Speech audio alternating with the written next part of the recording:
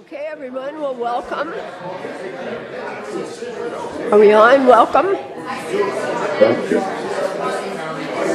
Oh, great. Oh, great. Hello, hello.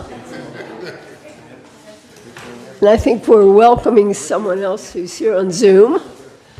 So, welcome, everyone. This is our regular Parks and Rec meeting.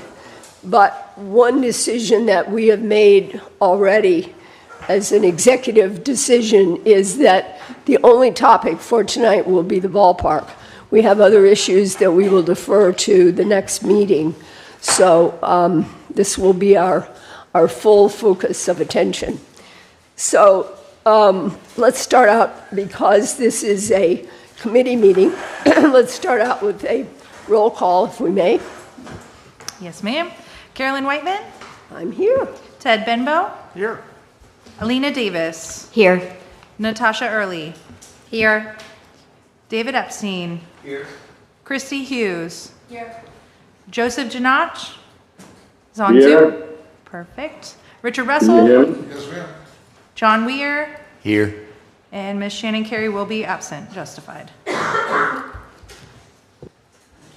All right. So for our Pledge of Allegiance, I wonder if is Cheryl here?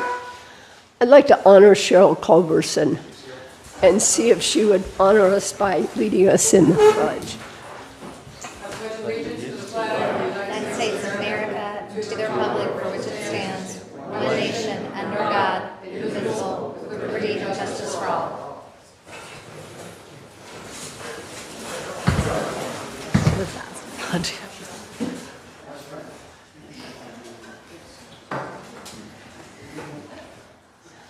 Okay, I don't think we need to be tedious in going through the approval of minutes of the last meeting. Does anyone have any objections in the committee? No. Motion to approve. All right, minutes are approved. And are there any emergency additions or deletions? Okay, then we will head on here.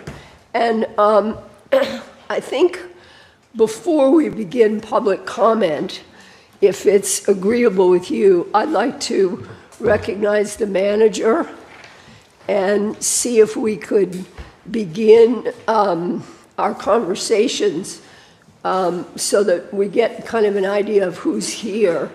And I thought I would also just remind us of the different issues that we're dealing with. And our objectives tonight are, this is a committee meeting, and the objective will be that the committee will make some recommendation that will go to council, that we will take to council for whatever the next steps are. So that's what our assignment is as a committee. What I'd like to remind us of is that we have all kinds of issues here. But I think what we want to do is not get them all collapsed too far, because I think there are primarily two major issues that we want to deal with tonight. One of them is to clarify and have a complete understanding of the circumstances of the agreement between the school board and the village, have an understanding of where that is, what's in it, what isn't in it, what are the next steps. And I'd like for Ron will certainly handle that. And then the next issue that I think is the controlling issue on moving us forward will be making the decision as to whether this will be artificial turf or whether this will be natural grass. And those decisions, I believe, are the ones that the manager and the village side need to have clear before we can get a lot further. Now, obviously, there are lots of other things that are involved. You know, the size of the stands and where the bathrooms and concession stand and dugouts and offices and all of those different kinds of things. And I actually had a new consideration to offer, and that is that we consider how we might use our park as a way to commemorate people that have been really important to us in the village. Maybe it's youth, maybe it's people, and I don't have a particular agenda on that, but I just think it's something that we want to consider. So if there's no objection, I'd like to ask Ron if you would take up the next step and tell us what you see as next. Thank you, Madam Chair, members of the committee, audience. Before we start, I want to recognize we have two members of the Village Council here. We have our Vice Mayor, Don Horton, and we have Councilperson Anna Richards in the back there. I also want to recognize Pat LaFear. Pat is the Executive Director of Operations for the Monroe County School District, and so Pat will also be joining us tonight as far as giving information. For the public, we passed out the latest on the design plan. The design plan was approved on June 24th by the Monroe County School Board. And so that it's a preliminary design plan. It could change, but that was the first step. We then presented that plan at our workshop the same night. So it hasn't really changed. The only thing that's changed has been at the request of Aline and others. We did put in elevations and give you a better representation of the plan. But the plan is the one that was approved by the school board. We just wanted more detail. So that's here. It's going to be available online. So that nothing's changed. It's just been more detail has been added. As far as where we are from a document standpoint, let me be clear. The only document that's been approved so far is the interlocal agreement that was passed by the Albemarle Village Council last year, Resolution 24-05-39, and also by the school board last year. There was some confusion about who had signed it, who hadn't, so I went ahead and executed it at the end of June, and it's been recorded with the clerk of the court. So we have an official interlocal agreement between the Village of Alamorada and the Monroe County School District. That's the only document that has been executed and negotiated upon. Within that ILA, interlocal agreement, it specifically requires that there will be a baseball license agreement and a use agreement. And so basically, these are yet to be negotiated. We do have, going back to I think year 2000, a baseball field license agreement. I've been, at the request of several members of the committee, I've tried to find any updates. I don't know that there are any. I think they've just been operating under the original agreement all these years, just basically renewed it, whatever, but there's nothing official that I can find. In any event, whatever there was before, we're going to have a new one. So that's going to be covered by the interlocal agreement. And could I just ask one clarifying question on that, Ron?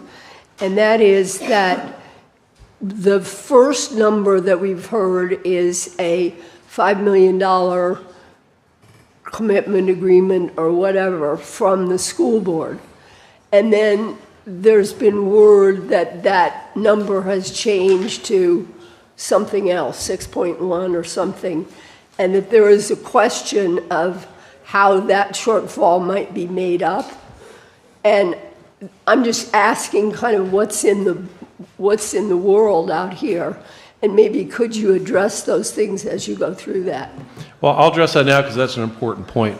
After the June 24th meeting, I spoke the next day with Mindy Kahn, who's the school board chair, because she had made some comments that I was able to hear during our meeting about requesting the village whether we were going to put any money into this project.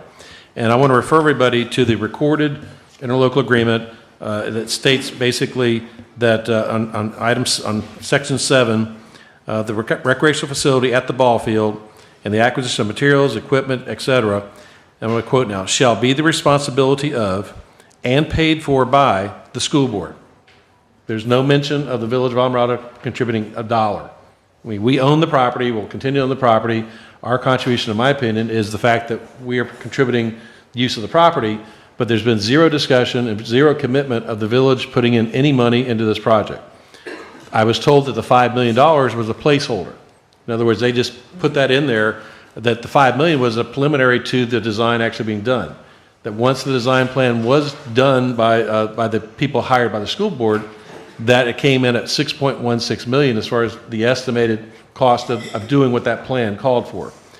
If there's a shortfall, that will be the responsibility of the school board, not of the village. So to be clear, unless my 5 bosses say something otherwise, the village council, is our position that we have not offered and are not going to offer to put in any money towards any shortfall, that the project itself is the total 100% responsibility financially of the school district. So hopefully that clarifies that. And once again, there's no question about ownership. The Village of Islamorada and its residents own the ball field.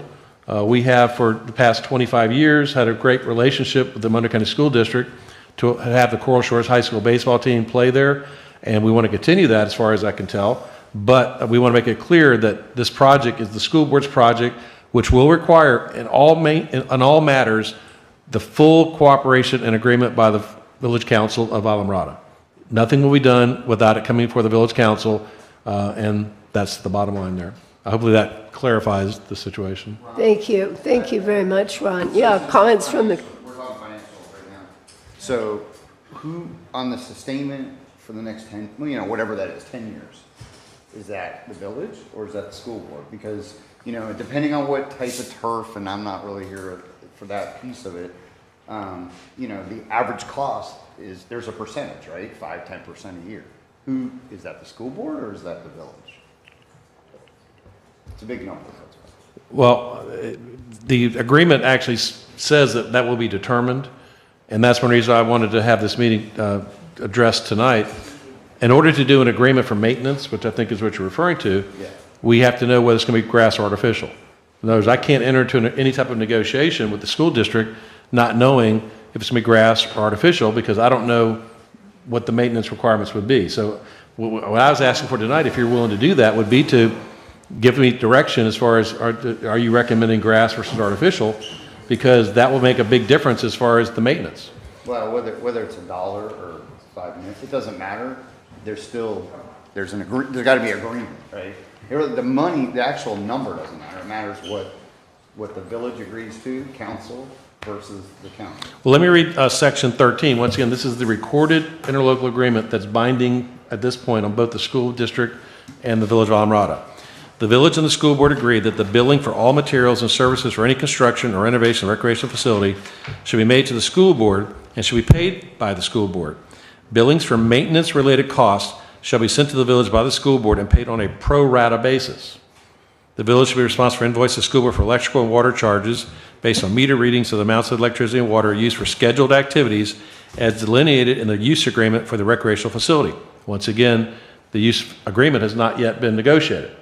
So those things will be covered in the use agreement, which has not yet been executed or even negotiated yet. And it talks about us putting trash containers, et cetera. So I think that's one reason why I wanted to have that ILA executed in effect, is that we have laid some parameters out there, which in my opinion protected the village, but also laid out the responsibilities for the school district. And we still have a baseball license agreement and a use agreement that has not even been discussed. We have some drafts out there, but I have not made any commitments on behalf of the village, because once again, the two things I'd really like to have some decisions on tonight would be, number one, do you recommend grass or artificial turf? And there's people in the audience I think want to speak on both sides of that. And secondly, the buildings. And I want to mention to the public and also to the committee, I asked our Public Works Director, AJ Engelmeyer, to go out there and actually spray paint on the field the buildings that would be proposed to be there. And Captain Bimbo and I walked the field today, and he actually was surprised to see where they're going to be located. And I think it addressed some of his concerns that he can speak to. Yes, and I appreciate you spending the time with me. I actually ran around this town quite a bit today and yesterday, and answered emails on this subject and spoke with some council people. And I appreciate everybody, including some of the coaching staff and former coaching staff. A couple questions as far as financing goes, and I'm kind of a business-minded person. I've got a handful of questions that were brought to me, and I'd like to address a couple of them now, if I may. And I really think that it would be a great idea for this group and the audience to, at some point during this meeting, walk over there and see what I saw and let Ron explain it to you, because it really opened up my eyes to versus what I was being told. If we don't spend, and I kind of got to answer this question, if we don't allow the school board to spend the money on this project, it's not going to lower our taxes that we give the school board, correct? In other words, the school board still collects what they collect from us. In other words, because I've had a lot of people say, I don't want my tax dollars spent on that, but And then part two of this comment or question is that if we don't allow them to spend the money here, it's going to go south down to Key West like it has for years. Would that be a good assumption? Well, you're making assumptions regarding the school district that I'm not really able to speak to. We do have Pat LaFear here who might be able to answer those questions. But let me step back for a second and say that property taxes are paid by all of us, I assume here, and we pay taxes to the county, we pay property taxes to the school district, the Village of Alamorada, if you own property here. Tax dollars are tax dollars. The Village of Alamorada owns Founders Park. So the operation of Founders Park is paid by the people who pay taxes to the Village of Alamorada. Okay. We also pay school taxes. So it's kind of a mixture there that you can't really separate the two. If you pay taxes to the school district and Village of Alamorada, property taxes are property taxes. As far as the decisions on where the money will go collected by the school district, that is a decision by the school board. I know of at least one school board member who's actually watching, Yvette Meyer Talbot. Welcome, Yvette, if you can hear us. So I'm not sure others are on there. So the school district is aware, and the school board is aware of the situation, and it came up at our workshop of where the money may or may not be spent if they didn't do this one. But and we have the principal, by the way, of Coral Shores here. I think she's hiding, but Laura's here. And so those decisions can be done down the road, depending on what we do here. The interlocal agreement actually says that I need to negotiate with whoever's appointed by the district, and I think it'll either be Laura or the new superintendent, Mr. Tierney. So those are decisions as far as where they spend their money. That's up to them. We have zero say as far as where they spend their money, whether it goes to Key West or Key Largo or Plantation Key. But from my standpoint, I'm just looking at where they want to spend it here. Right, and it won't change our tax burden if we don't do the project. Not directly at least. And then to David's question, we've got to decide if we're going to go turf or grass, and I'm pretty sure that's really going to be a council decision. We're just going to make a recommendation. But can you tell us, or can one of the coaches tell us, or somebody from the school tell us, what is the cost per year to maintain grass versus artificial? And I think those are questions I'm going to defer to Mr. LaFear, but I'd like to get more input from the committee before we bring Pat up, because you maybe have some questions that he could answer. So I wanted to kind of get some issues on the table before I ask Pat to come up, because there may be, I don't want to be repetitious. I know I've talked to individually some of you, and I also want to make the comment that in addition to this committee, I have appointed 5 citizens to a baseball field task force, one of whom is on this committee, Alina. Jamie Ingalls in the audience, she's been one of them. We have Tony Hammond, who I believe is here, Brian Cohn, and Captain Richard Black. So we had 5 people from the public that have been kind of my people that I've sent in copies of documents to, historical things. Alina can tell you, she's been very conscientious about asking for what she wants to know. And so in addition to this committee, I've also asked those 5 people to be the eyes and ears as far as bringing things to me too, and they've been very good about that too. So I think we have a lot of input from the community, which our village council asked for, and the school district has been very good with Mr. LaFear particularly of getting us whatever information we've asked for, and if you've asked for it, I've tried to get it back to you. Well, since you want to get it all out on the table, my last, if you'll indulge me, my last few questions. One is the footprint, and these are all questions that have been asked of me. Is the footprint going to be any larger with the new project versus what is being used right now? If you mean the footprint of the ball field, no. Of just the whole project of the sports complex or whatever you want to call it? I understand we know, but I will defer that to Mr. LaFear just to confirm that. As I spoke to some of the other people involved, the sports field is open to the public when it's not baseball season. And I would say the answer to that is yes, but I'll we'll wait to hear what they have to say. And then is there any way in this project, and this might be a question for Coach Russell or the school board, could we piggyback some other sports that would be good for the school and for villagers alike? Something like, we have a golf team that has about as many baseball players on as golfers. They don't have a place to practice. Could we enhance to a putting and chipping facility along with the driving net we already have? And then when it comes to the concessions has always been a no-no here at Founders Park. But if you guys, as a school board, are going to get a concession stand, could we open that up for bids to the public where they can run it for you in the village, nor you will have to get your hands dirty, and then we can have it on a daily basis instead of just during sports events? Yeah, I'm not really officially the person to answer that, it'd be Pat, but they typically have made that a school-based decision, and I think Maria will testify to this. We've always made our, whatever amenities or that we had available, they became available to everybody else after the 5 months that we had them, and I would certainly anticipate that being true of the concession stand. That would be available for village use for whatever events they may want to choose to have. And then what about enhancement of other sports? You see that being something Well, that can be done? For, you know, I've stopped calling it the baseball field. It's a multi-purpose field, and it will serve the needs of baseball for 5 months for Carl Shores. The remaining 7 months, we've got 140 kids now playing flag football in the Upper Keys. It can serve their purposes for both practice and games. We've added lacrosse in the last 5 years, boys and girls. And that's a significant program that's well-funded, but they don't have a place to play, so this perhaps could be a venue for that. And then pre-existing were soccer, boys and girls. Pre-existing were baseball, and pre-existing was softball. So, you know, those are some of the ways that we certainly can help every kid from 5 to the time they graduate. This is truly, it has the possibility of being the ultimate multi-purpose. And I know we can't help everybody, but we would have the opportunity to assist virtually every one of those leagues I just mentioned. And then if we go with turf, could other things go on that turf off-season, like our biggest event, I believe, is the Rotary, and other events, could they put vendors there?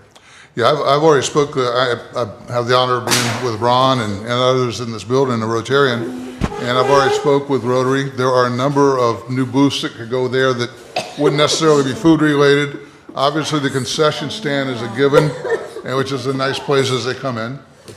Uh-oh, you all right? Yes. Just spilled milk. By the way, that is probably not my part to say, but Yeah, just get keep Carolyn in your thoughts. She's had some medical challenges the last couple of days, and God bless her for being here. We weren't certain 15 minutes ago she was going to make it, so please keep her in our thoughts and prayers. And I want to express my appreciation. I'd already called Ron and said I will not be the person running this, even as vice chair. I would defer to any other member, but. I'm not the person to answer some of those questions. Certainly my superiors are here, my principal, and also Mr. LaFear is the executive director of planning, and you know, he's ideal for those kinds of answers. And once again, let me read from the interlocal agreement, which is recorded. Section 8 says, use agreement, the village and school board delegate authority to the village manager or designee and the superintendent or designee negotiate and to enter into a recreational use agreement annually. So we would have to do this every year, providing for the schedule of use for such year that may be amended from time to time in writing as needed. So every year we will have a use agreement negotiated with the school district and the village. And for the first year, well, obviously we would get the schedules. We've already talked about not just high school sports that could come over here, but also, you know, under the Little League, for example, or things like that are not necessarily high school related, but they are for people that maybe that have families here in Alamorada. So, yeah, community things, yes. Could I interject something?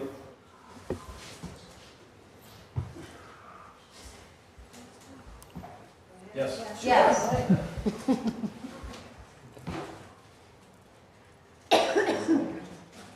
Hi, can you hear me? Yes.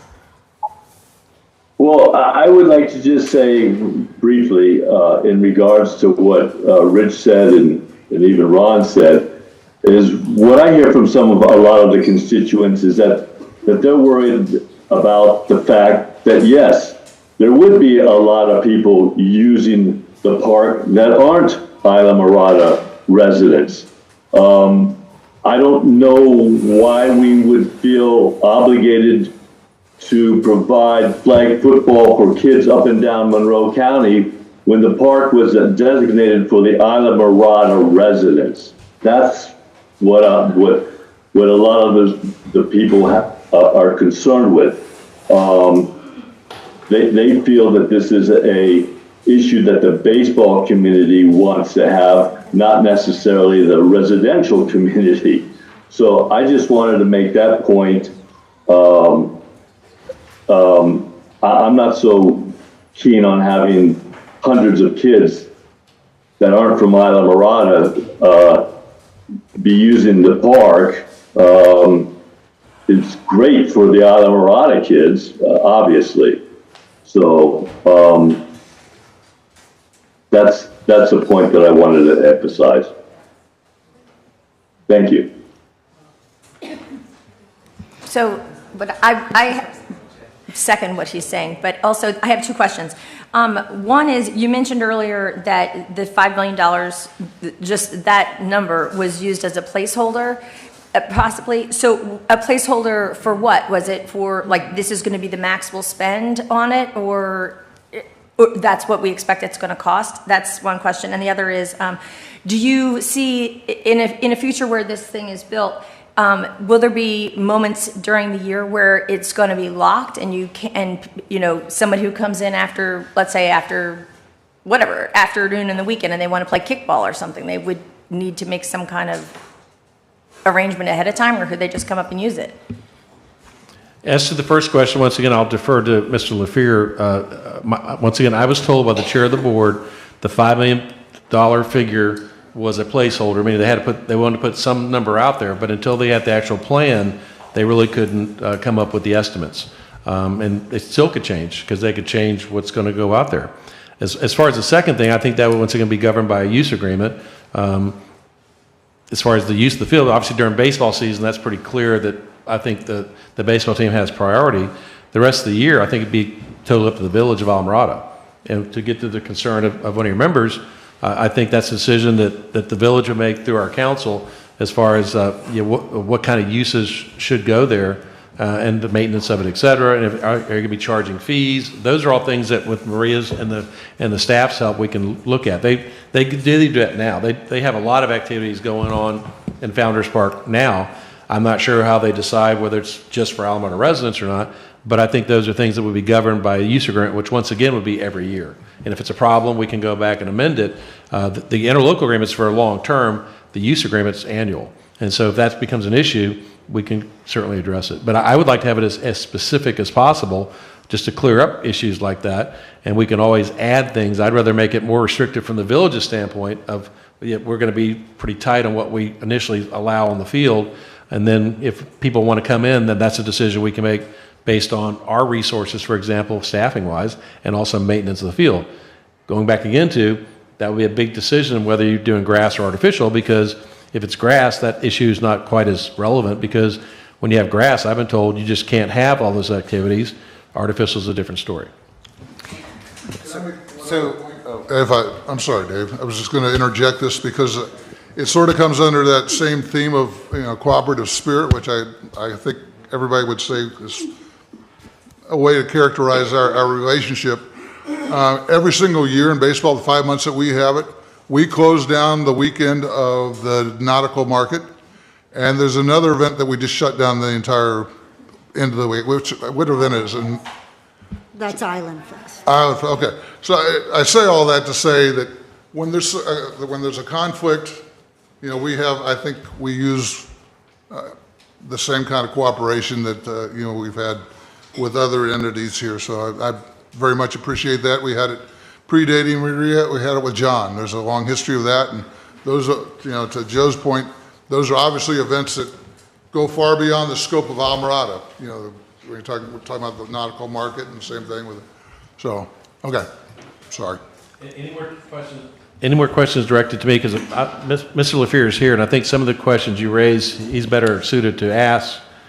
Is there anything particularly for the village's standpoint before we hear from the school district? Well, that's what I thought I would say, is that I think this is very helpful to have the committee bring some of these questions up, because we'd like to hear from the school board, but we also want to hear public comment. And I think the public comment will be more relevant as these questions and some of these answers have already been handled.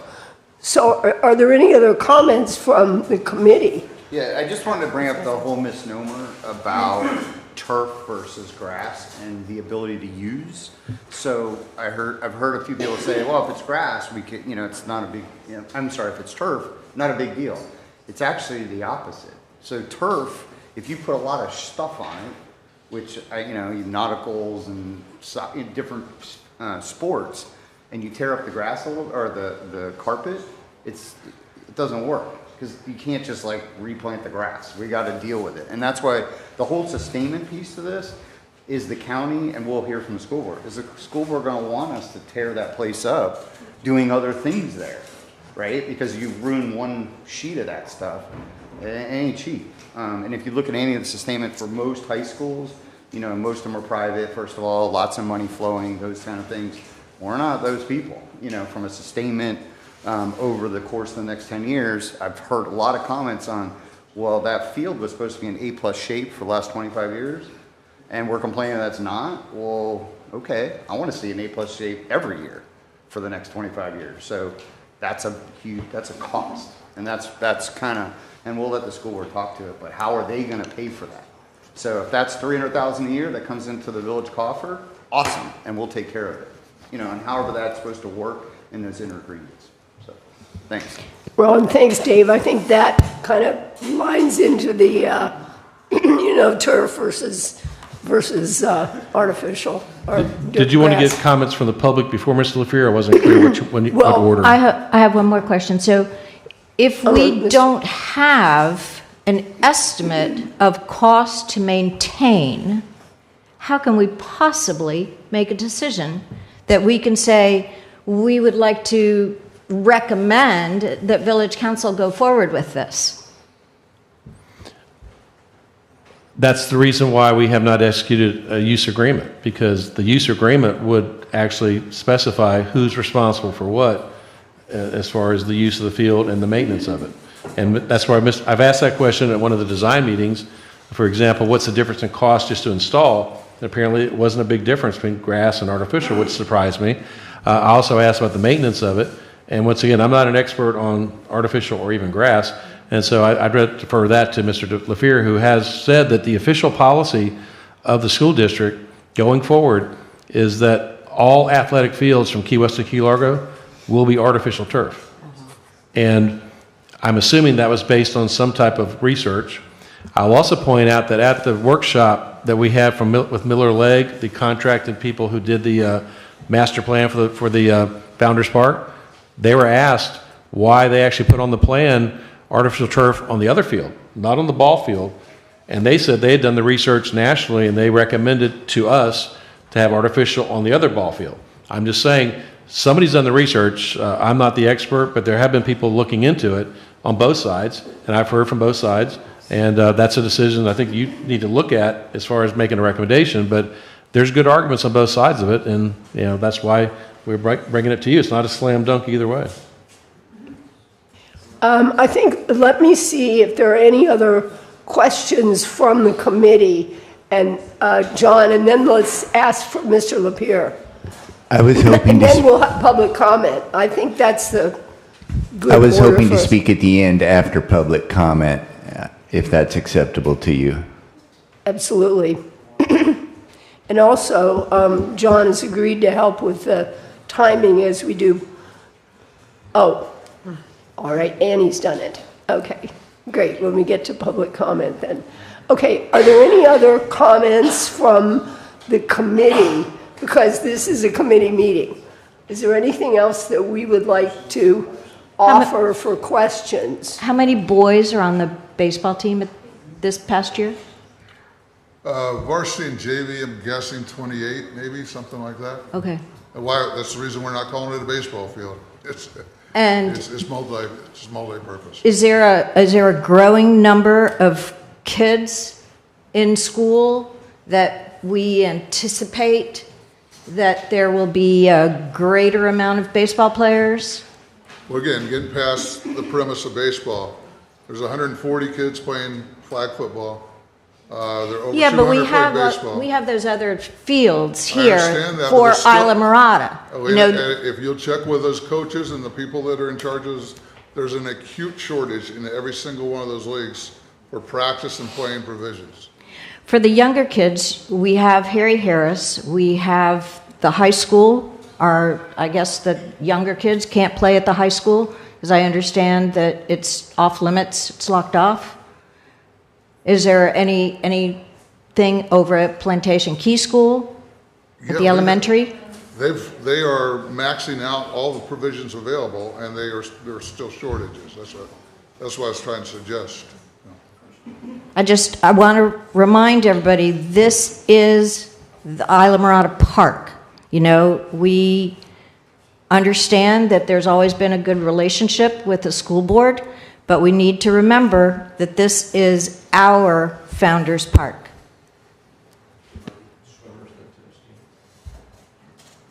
Any other committee comments, questions? Sure. I'm wondering, has the school board considered, just purchasing a piece of property that they could put a ball field on that would belong to the school district, and then they could have complete control over it? At the last public workshop, June 24th, that question was raised, I believe, by our mayor, Sharon Mahoney, of Mr. LaFear. And once again, he'll be speaking himself, but what was said at the meeting was that the school district has looked up and down the Keys, and they could not find a suitable location for a ball field. Tony Hammond, who is, once again, one of the 5 members on the task force serving with Alina and Jamie, said at that meeting, I believe, that he personally, who's very familiar with ball fields, in his opinion, that there was no place left, there maybe years ago there might have been, that at the current time, there was no other suitable piece of property in the Upper Keys, at least, for a ball field. They're both here tonight, Mr. LaFear and Mr. Hammond, so you can hear directly from them, but that was my recollection of their position was they have looked, and there's nothing, at least in the Upper Keys, that would be suitable for a ball field. I have a suggestion on that. Instead of changing the ball field, I know that the track needs to be redone, resurfaced, or whatever it has to be. What about moving the track and expanding the ball field then? You would have enough room, I believe, if you remove the track from around the football field. I think, once again, that's probably more appropriate for Mr. LaFear to talk to, because I think they have looked into that, but I've got to be careful about stepping on the toes of the school district as far as issues like that, but I think he's looked into it. Ron, one last question, and then Caroline, if you'll indulge me. If, on the yearly contract agreement, if the village and the school board do not come to an agreement on any one of the years, is the village responsible to pay the school board back for the facility and what they've spent on it? That's a good question. I'm not sure, you mean if we don't have a use agreement? Well, you said that every year it would be discussed, and if you couldn't come to an agreement, if the village could not come to an agreement with the school board on any given year, is there a provision in the contract which holds the village financially accountable to pay back the school board? Well, there's a 2-year cancellation provision that might kick in at that point, but it's a 20 plus 10 plus 10 agreement for over the course of years. I guess theoretically there could be some issues. That'd have to be negotiated because it would depend on what you're talking about, canceling the rest of the lease agreement, or are you talking about just that year? Well, if the school board puts up $5 million, 2-3 years from now, the village manager or the council can't come to an agreement with the current board of the school board, is the village coffers going to be responsible for paying the school board back for their investment? Because that's very important to me.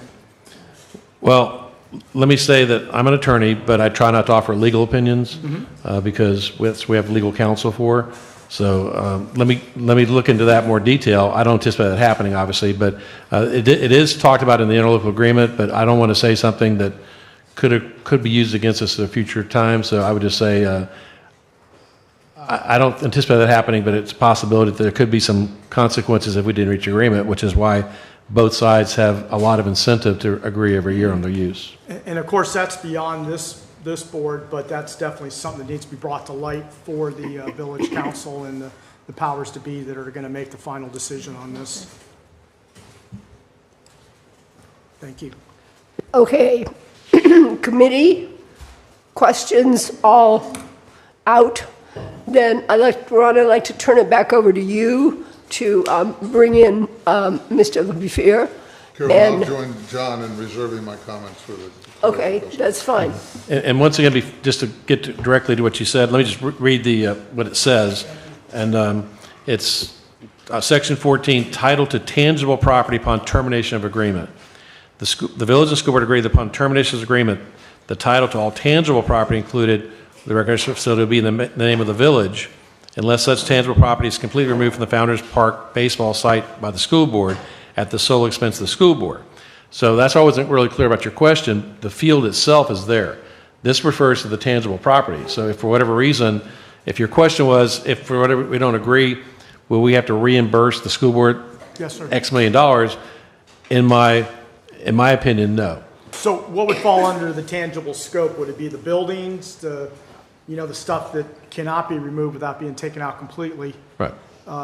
So we could be on the hook if we didn't have an agreement, if we couldn't reach an agreement. It's like you say, you don't anticipate it, I don't either, but that's generally when it happens. Once again, let me read this. Section 14, this is recorded with the clerk of the court, public record, so everybody can see this. Section 14 says that if the agreement is terminated by the village, meaning us, prior to its normal expiration date, then the village shall pay to the school board an amount equal to the adjusted value of the recreational facility and all associated tangible property constructed, installed, or placed by the school board at the Founder Park baseball field site. So that's why it's kind of a gray area. I don't mean to be nebulous in my answer, but there's some definitions there that we probably would want to include in the use agreement, but that's what's in the recorded interlocal agreement. And those are things we'll be negotiating, I'm assuming, when we get to the license agreement and the use agreement. My fear is not today or tomorrow, it's down the road, and the people that will have those positions. There's a lot of people that don't want this. I'm not necessarily one of them. But you get three of them on the council, and they say, well, we just don't want it here at all. And then all of a sudden we realize we're getting a big lawsuit against, at the original meeting 25 years ago, Mike Lannon and Frank Kaliski were talking in the same form we are now as a council. And Frank Kaliski said, the Monroe County School Board could squash us like a grape, and he was right. They've got that kind of money. So I just want to make sure that we've got all our T's dotted and our T's crossed and our I's dotted on that. Well, and thanks for that, Ted. I think that this falls in the category of the agreement, which is part of the major conversation. And then we have the other important conversation, which is the turf. So if it's okay with everyone, let me turn this back over to you, Ron, to introduce Pat, and however you feel would be best to give us information on these issues. And then there will be public comment, but I think the public comment will be that much more relevant when we've got some of these answers and have a little bit of an idea of what the grounding is. So back to you, Ron. Well, once again, I want to thank Mr. LaFear for coming. He did attend the June 24th workshop after he left the school board meeting when it was over, answered a lot of questions then. So I asked him once again to come to this meeting to give information, because there's a lot of information out there that may not always be accurate. So I think it's rather than me interpreting what he may or may not say, we have him here. We have Tony Hammond, who's been very involved with the baseball team, and we have our school principal, Laura, here. And so they can decide from their standpoint who's best suited to respond to some of the questions that have come up. But at this point, I'd introduce and welcome up to the podium Mr. LaFear, who can maybe address some of the questions. And then if you have other questions, he can refer it to Tony or to Laura. Thank you, Mr. Saunders. For those who don't know me, I'm Pat LaFear, Executive Director of Operations and Planning for Monroe County School District. I think this is my fourth time in front of the community up here speaking about this project that we think is very important for Coral Shores High School and for the village of Islamorada.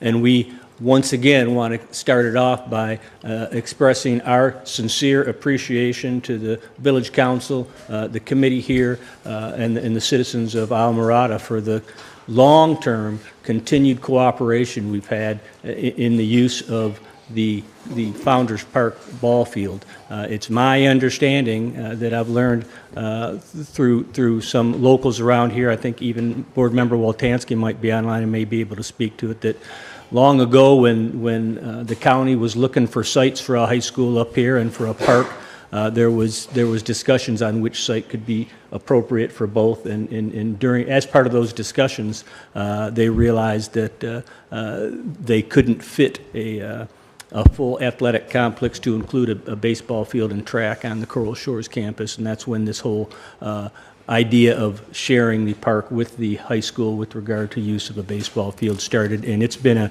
hugely successful partnership through the years. There are other properties throughout the village that there are agreements in place between the school board and the village, and we very much cherish the relationship we have with the village, because it's a great partnership, and I think it serves not only the students and staff of Monroe County Schools, but the citizens and taxpayers in the village of Islamorada. So I want to start by expressing my thanks.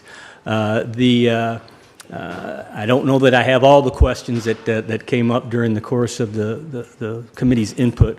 The one I thought I heard the most was the price of the project.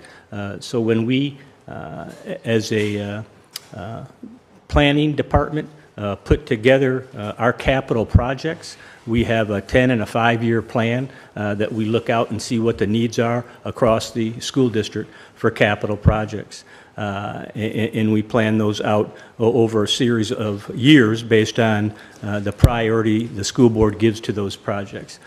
When we identify those project needs, there is never a detailed scope of work, nor certainly a design that could be costed out for those particular projects. And so quite often, we do our best estimate on what the cost of a project will be for that long-term capital project planning, and those costs get adjusted from year to year, and that $5 million that we originally set aside as a planning number for the Founders Park baseball field project was carried for a number of years in the 5-year plan, but it wasn't until the first time we actually put a scope of work to a conceptual design that we were able to do any serious cost estimation on it, and that's how we got from the $5 million to the 6.1. So that's pretty typical of how, at least from my perspective and my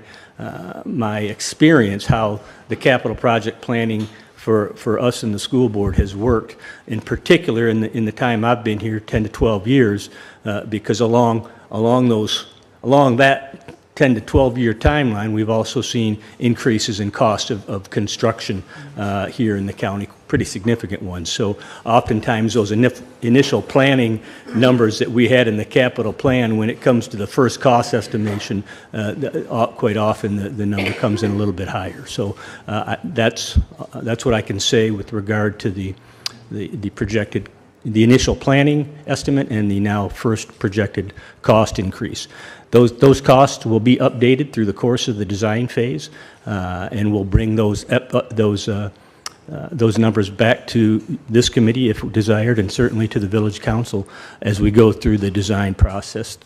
We're very early in that process right now, and there will be multiple opportunities for me and my team to come back to this group and the village council and give updates on both the design, the timeline, and the cost impacts.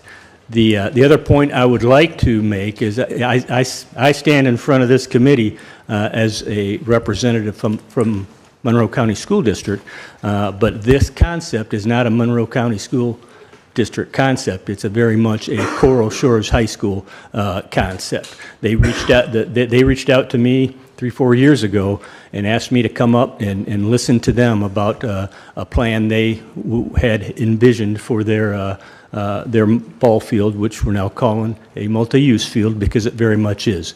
And we've been chugging away at this for ever since then. It's not, I'm leading the effort in front of the committee right now, but it's very much a Coral Shores High School-led effort. And we've got Mrs. Leotard here. We've got Mr. Holly here. Rich in his role. It's very much we're here on behalf of the Coral Shores staff and students. So don't look at me and think school board, school district. It's very much a Coral Shores High School project, in partnership with the Village of Islamorada, that I think we can do a lot of things with. There was speak to the use agreement and how it will be used. It is absolutely 100% a joint use, multi-use field, and from every step of the design phase since the very beginning, we've always had the partnership with the village. We've got village staff on the design team, and at every turn, we continue to ask, how can we design this in a way that it can be used not just by the baseball team, but by the entire village? The conversation, sir, on the use of the field, certainly for most of the recreation league sporting events, any surface that we put in there would probably be suitable. But when we start talking about large community events, we'll just have to take a look at, once we get into the process of the actual turf selection, we'll need to look at those uses, because how we use the field will determine which turf is selected, how durable you want it. If you're going to put stands and such on it, we might want to make it a little more durable than if we were only going to use it as a baseball field. So those considerations will be made as we go through the turf selection process sometime down the road. What other questions were there, Have? I know there were a couple more. One was, are we looking were there at other down the suitable road? sites? For that, are we looking at down the road? Are we not looking at having some kind of recommendation come out of this event today, at least from the committee, relating to the two choices of turf? I mean, isn't that the request that you have, Ron? Yeah, I've requested the committee to, if they could today, make a recommendation on this grass versus artificial, because it's very difficult to enter a use agreement or maintenance or sustenance, as David said, without knowing what kind of turf is there. And so the usage agreement would be dependent upon the type of surface that's there. But there are two other things I want to get to. One was the question, have you looked at other sites up and down the Upper Keys for another suitable place for a ball field? And could Coral Shores be used if they swapped the track for the baseball field? I've heard your answer, but I think it's better coming from you as your position. Also, I've represented that I heard that the official position of the school district is that all athletic fields, Key West and Key Largo, will be recommended by this district to be artificial, and I want to make sure I've represented your position correctly. To the point on actively seeking other properties, I don't know that we have done that, but we are not aware of any other properties, and we're pretty familiar with the property up and down the Keys, because we are looking, as everybody is right now, looking for opportunity for affordable housing. So in that regard, we're not aware of any space large enough for either a baseball field or a track. So that's to answer that question. And the second half, Ron, was the question came up from some of the members. Could you move the track over to the park and move the baseball field behind Coral Shores? Yeah. No, not to the park. There's a piece of property on the ocean side at about mile marker 95 that's for sale.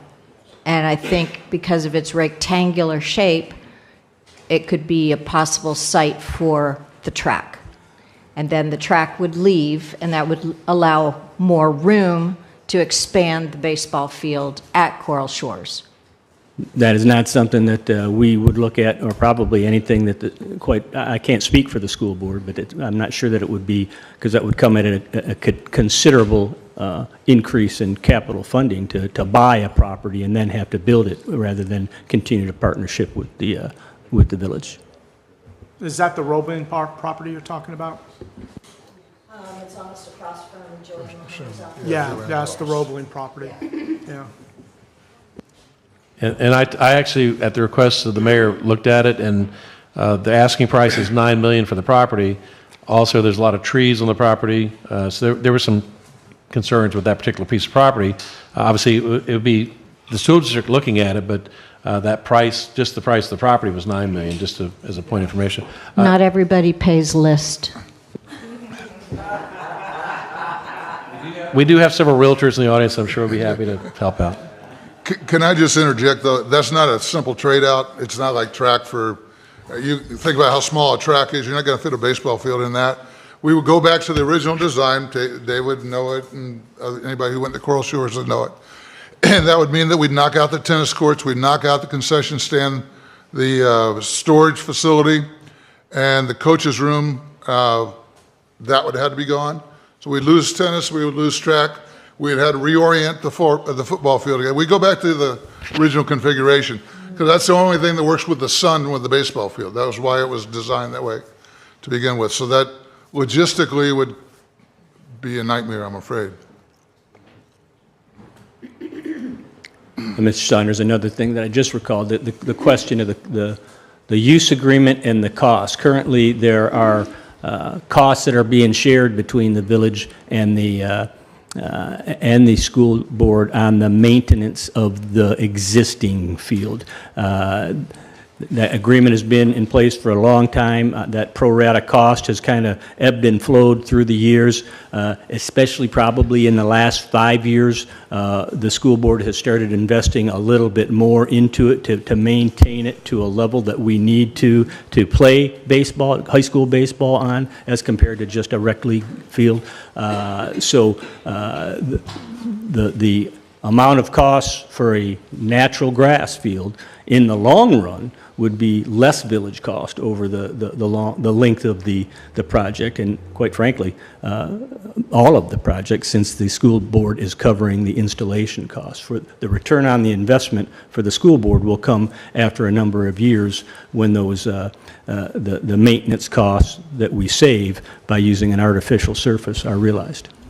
What's the, so in Key West, what's the projected length of turf that's down there now? How long is that supposed to last? The industry standard that we hear for the conditions we have down here in the Florida Keys is about 10 years. I can tell you that my job prior to coming to the school district was commanding officer of the Naval Air Station, and soon after I left that position, they installed an artificial field on Sigsbee Park Annex down in Key West, and that field is over 10 years and is still in fantastic shape. And then the footprint question, is the footprint going to change with this project? Because walking over there with Ron, I walked over there thinking it was, but then when I saw where you had everything. Put your microphone. Sorry. Walking over there with Ron, it looked like to me that the footprint wasn't going to change, but what are your thoughts on that, sir? The exterior perimeter will remain exactly the same. Okay. Including the new buildings, though? The exterior perimeter will remain exactly the same. The buildings within that exterior perimeter will change. And again, Ron, I really think that's something that this committee needs to do, is walk over there with you and have you show them what you showed me today, because it really changed my mind a little bit on this. Well, my thought on that would be, I think it would be important to do that before you make any recommendation tonight. So perhaps after we've heard from Mr. LaFear, after you've heard public comment, maybe take a break and then have people, the public, whoever wants to go and walk the field, then come back. Then that before you make any decisions tonight, that way you've seen with your own eyes, they've seen with their eyes what's actually going to be out there as proposed, and then come back and then finalize your discussion if that's the will of the committee. No, I think that sounds, I think if our commitment tonight is to handle the two issues that we started with, one is getting clear about the agreement, and I believe we have some clarity on that it's not clear, it's not final and fixed, but it is an ongoing dialogue. And so I think that first part we can feel comfortable that it is as is. The second thing that you've requested is the decision as to what kind of surface that would be in the property. Now, this excludes a conversation as to whether this whole thing goes somewhere else. And I don't know that we're prepared to have that conversation right now, although if that's the will of everyone. But based on where we are right now, I think we have the school board here. They've made their commitment, and it seems to me that our job next is to make a basic decision on which turf it is that we recommend and accept. And what I'm hearing is that the school board has made a decision that any program within Monroe County will use artificial turf. Is that correct? There's been no board decision in that regard. I would say that, I don't know that I could make that broad of a statement, but in most cases, in an athletic field application, or even in a playground application, based on what I've seen over the last 10 years with regard to artificial surfaces and how advanced and durable and environmental friendly they've become, it would be my recommendation to put artificial in just about every application. Then what kinds of steps could we take right now to have information from you on how that decision flows more to artificial? Is there some kind of the report of the expertise that you all have used, that how long it lasts, the issues of safety, the issues of cost and all of that? Is there some of that we can hear that can validate or help to reinforce the decision that you're leaning to, that is part of your request and that the manager is asking for? Is there something you can give to us? I can't point to one document, ma'am, because I can get on the internet just like anybody in this room and find an argument for either case. And if you look at enough of it, you'll quite frankly get confused, because it's not conclusive on what you read. The due diligence research that we've done as a school board facilities team, in the recommendations we've made to the school board, were to put artificial fields in Key West, the 2 fields that we've done it in Key West, and we've taken all considerations in player safety, long-term costs and cost savings for maintenance, environmental concerns, and we continue to believe that the artificial surface, especially in a high school athletic field, is by far the most cost-effective, safe, and environmental friendly approach. Well, I would ask Ron and maybe also Richie if there's any kind of additional, I mean, it's nice to say we can all go on the internet, but we'll all be in the internet for the next year. I don't think that is going to solve what we need. Is there a way that we can I get... say something here real quick? Hello? I think the deciding factor of whether we're going to use AstroTurf or natural grass is how much use the field is going to get. Now, if there's just 13 games of baseball a year, it doesn't seem feasible to have an unnatural turf. But if we're going to use it as what a lot of people are saying as a multi-use field, then of course AstroTurf would be a more practical situation, because you're not going to end up with dirt instead of no grass if there's so much use on it. Okay, so good as a question. village or as a committee, we need to decide, well, how much of that baseball field do we want people using it? Do we want flag football kids from all over Monroe County playing on it? And do we want soccer playing on it? Do we want lacrosse played on it? Then I think you'd have to go at natural turf. But I don't think that was what the park was designated to do. I think it's a park that's supposed to be green and spacious, and for a boating and fishing community, not a baseball community. So I'm all for having a baseball team there play 13, 14, 18 games a season, but then you can have grass, green, real grass on the field. Well, thank you, and I believe that Richie has said that this is really a multi-use property. Yeah, and But it's again, not limited to multi-use. It's not limited to multi-sports. We could have events there that we haven't even conceived of at this point. I was talking to somebody, they brought up, it would be neat to have a fundraiser with the Savannah Bananas coming in. Well, they've gotten too big, but they're going to have knockoffs of Savannah Bananas. King is Court. And those types of ideas would be fun for Alamorada. It could be a fundraiser for Alamorada. I think those are all possibilities. Let me share just real quickly, because you asked about turf and some statistics about it. And Dave, with all due respect, I spent the last 4 years polling athletic directors and coaches, both at the college level and at high school level, and universally, without exception, they all support moving to artificial. Moreover, and this is very important, you got to understand municipalities all over the country are making the same decisions. And the doctors are coming forward and everybody's bringing forth their case. In the last 20 years, artificial's gone up 400%. The projections for the next 10 years are they will double once again, 400%, and double that once again. And it comes down to the same reasons, a lot of the things that we talked about. It is the durability. In our case, it's taking the pressure off of the aquifer. If you look at what we've spent the last 10 years, we've averaged between 1 and 1.5 million gallons of water from the Biscayne aquifer. And, Jamie asked me, she said, well, if the field was so bad, why did you play on it? The simple answer is there was no plan B. There is no plan B up and down the Keys. It's the same answer I gave, by the way, for a mother who came by and she said she saw us fertilizing before a practice.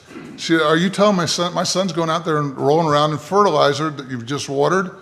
And she figured out there's pesticides and herbicides and insecticides too.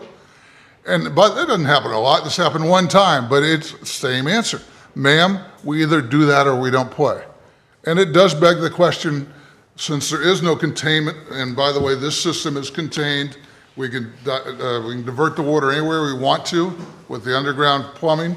I've got the exact statement from the design engineer, but right now we don't have that. So that's running all that. You can see which way that thing rolls. It goes right toward the beach. So all those things, in my estimation, and obviously I'm predisposed, but it's from 4 years of research. It's not just something, from 2 articles I've read or one person I talked to. Caroline, maybe the best thing for this committee to do, we have 3 council people here right now. Maybe the best thing for this committee to do is listen to the public comment, and then if there's a motion, maybe just get a motion or not a motion to move forward with the project, and let the council people figure out what they want to do as far as grass versus turf. That's, well, I mean, because I bet I can use some chuckles back there. There's no information for us to make a sound decision. I'll bet that all we're doing is listen. I mean, we're going to listen to people that are going to tell us it's horrible, and we're going to listen to people that are going to tell us it's the best way to go, and none of them are scientists, and neither am I. I'll take slight exception to that Well, when I speak you're at the a end. doctor. You're a doctor, but And I will offer legitimate comments that I hope will guide you to making a decision that you're comfortable with. I hope you do. Well, I think this is important. I think for us to keep holding back and going, maybe, and it's on the internet and everybody's got ideas, that's where we've been for a long time. And what the manager is saying is he cannot move forward until we get a sense of what direction we're going in. The recommendation or the ideas that are shared here by a combination of the input from the public and from the committee goes next to the council, of course. But I think we keep pushing this wherever it's going, and I think it's time to hear some of these things, like if John has got some information, if Richie has got some other information.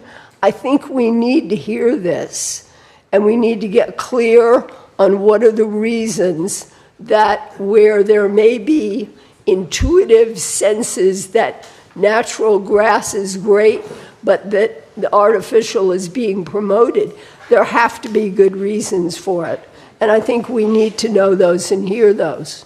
So Caroline, should we have a motion to go forward with the project, have public comment about how to proceed with that project, or do you want to hear all public comment first?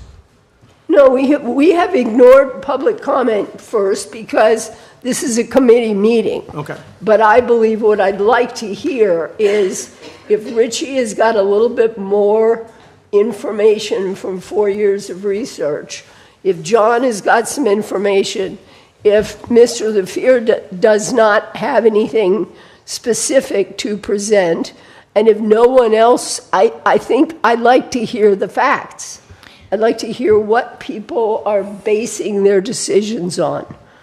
Well, there's lots of articles. I have been emailed articles, and, that the Pediatric Association says no, that it should not be artificial turf, that it should be natural grass, that there are more injuries. You hear the other side. So I don't know which one is more correct, but I want to get back to the basics here. This is our park. I understand you don't want to call it a baseball field, but then you want to call it a multi-use field. So it's fenced all the way around. You talk about putting stuff there for the Rotary. How are you going to get anything in there, That's ridiculous. It's fenced. It's all fenced. Everything's gated. You can get, it's 30 feet? Yeah. 30 feet across, both right field and left field, so you could drive. And so now you're talking about a multi-use field. You still have the outlines of the base paths, right? So You do, but they're not clay. So in other words, you can play any of those sports that we've identified on them, theoretically. So then you're only going to have to... Kickball could go there without any issues. That hasn't been the issue in the past. Again, it's all moot unless we go down there and look at it. I totally agree. Because they're talking about, Ron was showing me, they're going to move the fence way in. Well, hold on a second. That's the first I've heard of that. That makes sense. There's a lot of things that make sense that I didn't hear about. Logistics, and I agree with that. That's truly what we're talking about, is logistics is part of it. But we're all sitting here. I mean, we really need to walk down there and look at it. We've got some golf carts set up. And you also need to look at the elevations. That's logistics, but that still does not make the decision about artificial versus grass. And maybe that decision is too premature. And that's what I'm hearing, Caroline, is that there's some people on this board that don't want the project at all. You can't make a decision whether you want grass or artificial turf until you can decide how much use the field is going to get. If it's going to get an excessive amount of use, it's obvious that you would use turf. But if it's just for baseball, which I think is what most of the residents of Isla Mirada desire, is to help the Coral Shores baseball team have their 13, 14 games, and that's it. We're not interested in having the Savannah Bananas coming in. We're not. I don't think anybody is.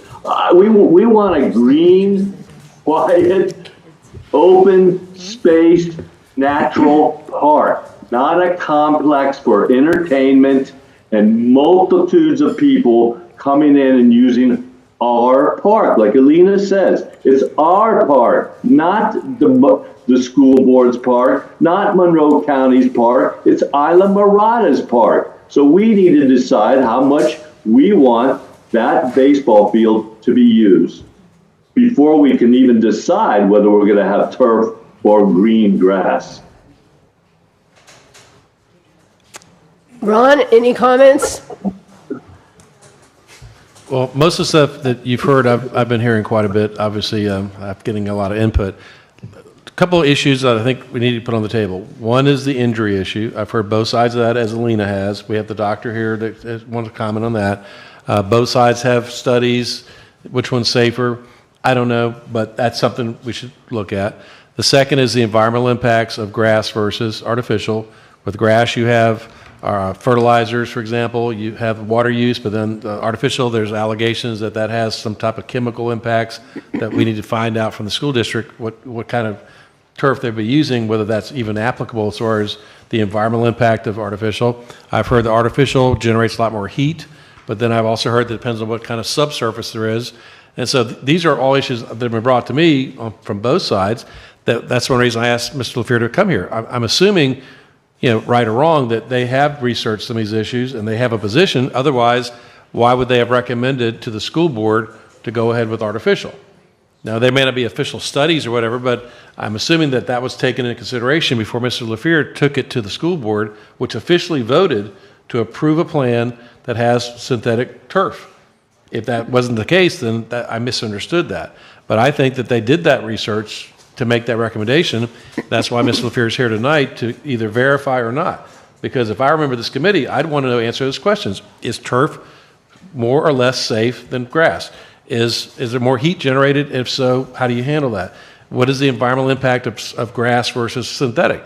Those are questions that I purposely wanted Ms. LaFleur here to say, yes, they looked at it. Now, he may not have an exhaustive study to throw on your desk right now, but I'm assuming that his decision was made based on those factors. And if he wants to discuss it, that's up to him. But I'm saying my assumption going forward with you guys was that decision was made by the school board based on certain parameters. And if that's wrong, then that's something you need to ask him.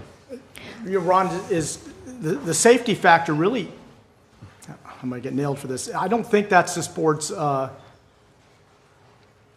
think that's up to the school board to decide whether it's safe for their students or not. Tony Hammond, do you think it's safe to put that up? Would you put your students on there? I think it's the only choice we have.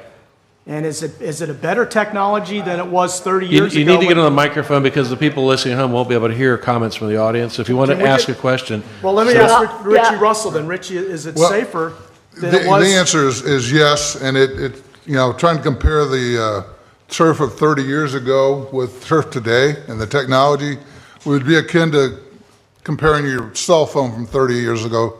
It's grown that exponentially. But we're blessed to have an expert. I mean, he's a leading authority. Doug Mankiewicz is in the back, and for those who don't know, Doug led the United States to an Olympic gold medal. He's in his Hall of Fame at Florida State University, played 12 years in Major League Baseball, coached professionally in minor leagues for 8 years. He has seen everything across the world. So I can't imagine a better source of authority when the time comes for public comment for him to lend some of his expertise. I just want to point to that moving forward. Well, we need that public comment then. Could I ask you, Rich, you had some kind of an outline of what this program would look like about the water recycling and so on. Would you just give us a couple of minutes on that? On the proposed project for artificial, so we understand that. Well, as I mentioned before, we'd be cutting down the water dramatically, which obviously would be helping out the entire South Florida because of the drain on the Biscayne Aquifer. But the other thing that I wanted to point out, I'm just looking through my notes because you sort of caught me off guard. One of the things that is an accepted premise, and it's a false premise, is grass versus artificial. If you're taking pristine grass and measuring it to artificial, that's one thing. Week 2, it's no longer pristine. We had, and Doug can speak to this, Tony can speak to this, the school budget's done a great job of doing the best they can, and I know the village has done the best. Maintenance teams are committing a ton, but they just can't handle the pressure.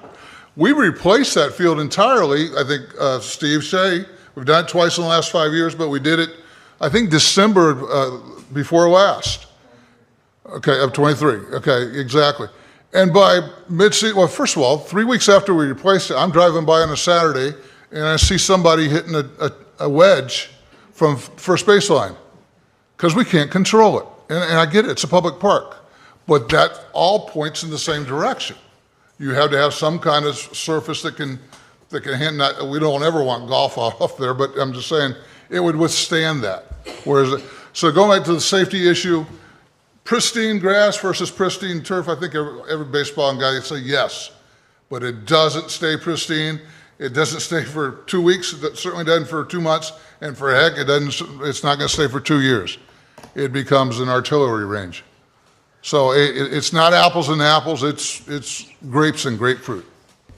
I hate to call it out, Mr. Russell, but it's not an artillery range. It's a safe surface to play on. Sir? Safe surface to play on. It's not an artillery Yes. range. Let's not mischaracterize the condition of the artificial. Exactly. No, it's not been an unsafe surface since I've been in the job. And I said, and every effort that's been made, I mean, and incredibly proactive. Anytime we said something, the maintenance crew was down there the next day. For that matter, Doug was there. Tony's been there. It's just problematic. It's endemic of grass. And A the natural pressure that we grass put on that surface in grass. this environment in the Florida Keys, it's true at all of our schools, is incredibly challenging to maintain to a level of quality that has continued to raise through the years for our athletic fields, all our athletic programs. And it's just becoming insurmountable for a staff the size of a school district or a village or any of our local municipalities or county to maintain it to almost a professional level of quality, which is what's becoming the expectation. Mr. LaFleur, is there plans, if you haven't already done, is there plans to take the Coral Shores football field and turn it to turf? Yes. And practice field and softball field. How long has the Key West baseball field been turf? I believe it's 7 or 8 years. And what is the difference with the maintenance costs and the water usage between when it was grass and now that it's turf? We're seeing significant savings. I don't have any numbers to show you right now, but we've seen the savings. It's what we forecasted. It's coming to fruition. What other sports are played on? The outfield is also the football field during football season. Caroline? I have a, Meters from being adult stadium was dual use. Say again? Dalton Stadium was dual use for many years. Baseball and And they had a lot of problems with it though, too. But there was a lot of problems Yep. with it, and it cost us some games, I know that. Because baseball, yeah. can I just Okay. make Make a a point really about? quick, I kind of had on the tip of my tongue the whole time. Go ahead. I don't know, it kind of breaks my heart a little bit. I feel like I'm looking at this a little emotional. I mean, I'm here on this committee as a citizen of Alamorada, a business owner, a substitute teacher, and a mother. And I don't know, to hear some other committee members say that they don't want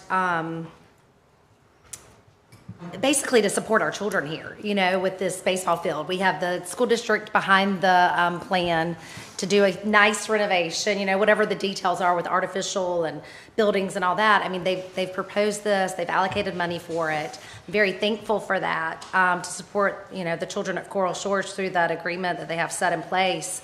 But to hear other committee members say they don't want, all the people from Monroe County or everywhere to come here. I mean, people are coming here. We want people to come here and play sports, and we want to be able to have nice facilities for our children that we live here and support, and be able to support, the athletics program here. So that's one thing that I wanted to share. That I kept feeling like I couldn't quite have the right time to get out.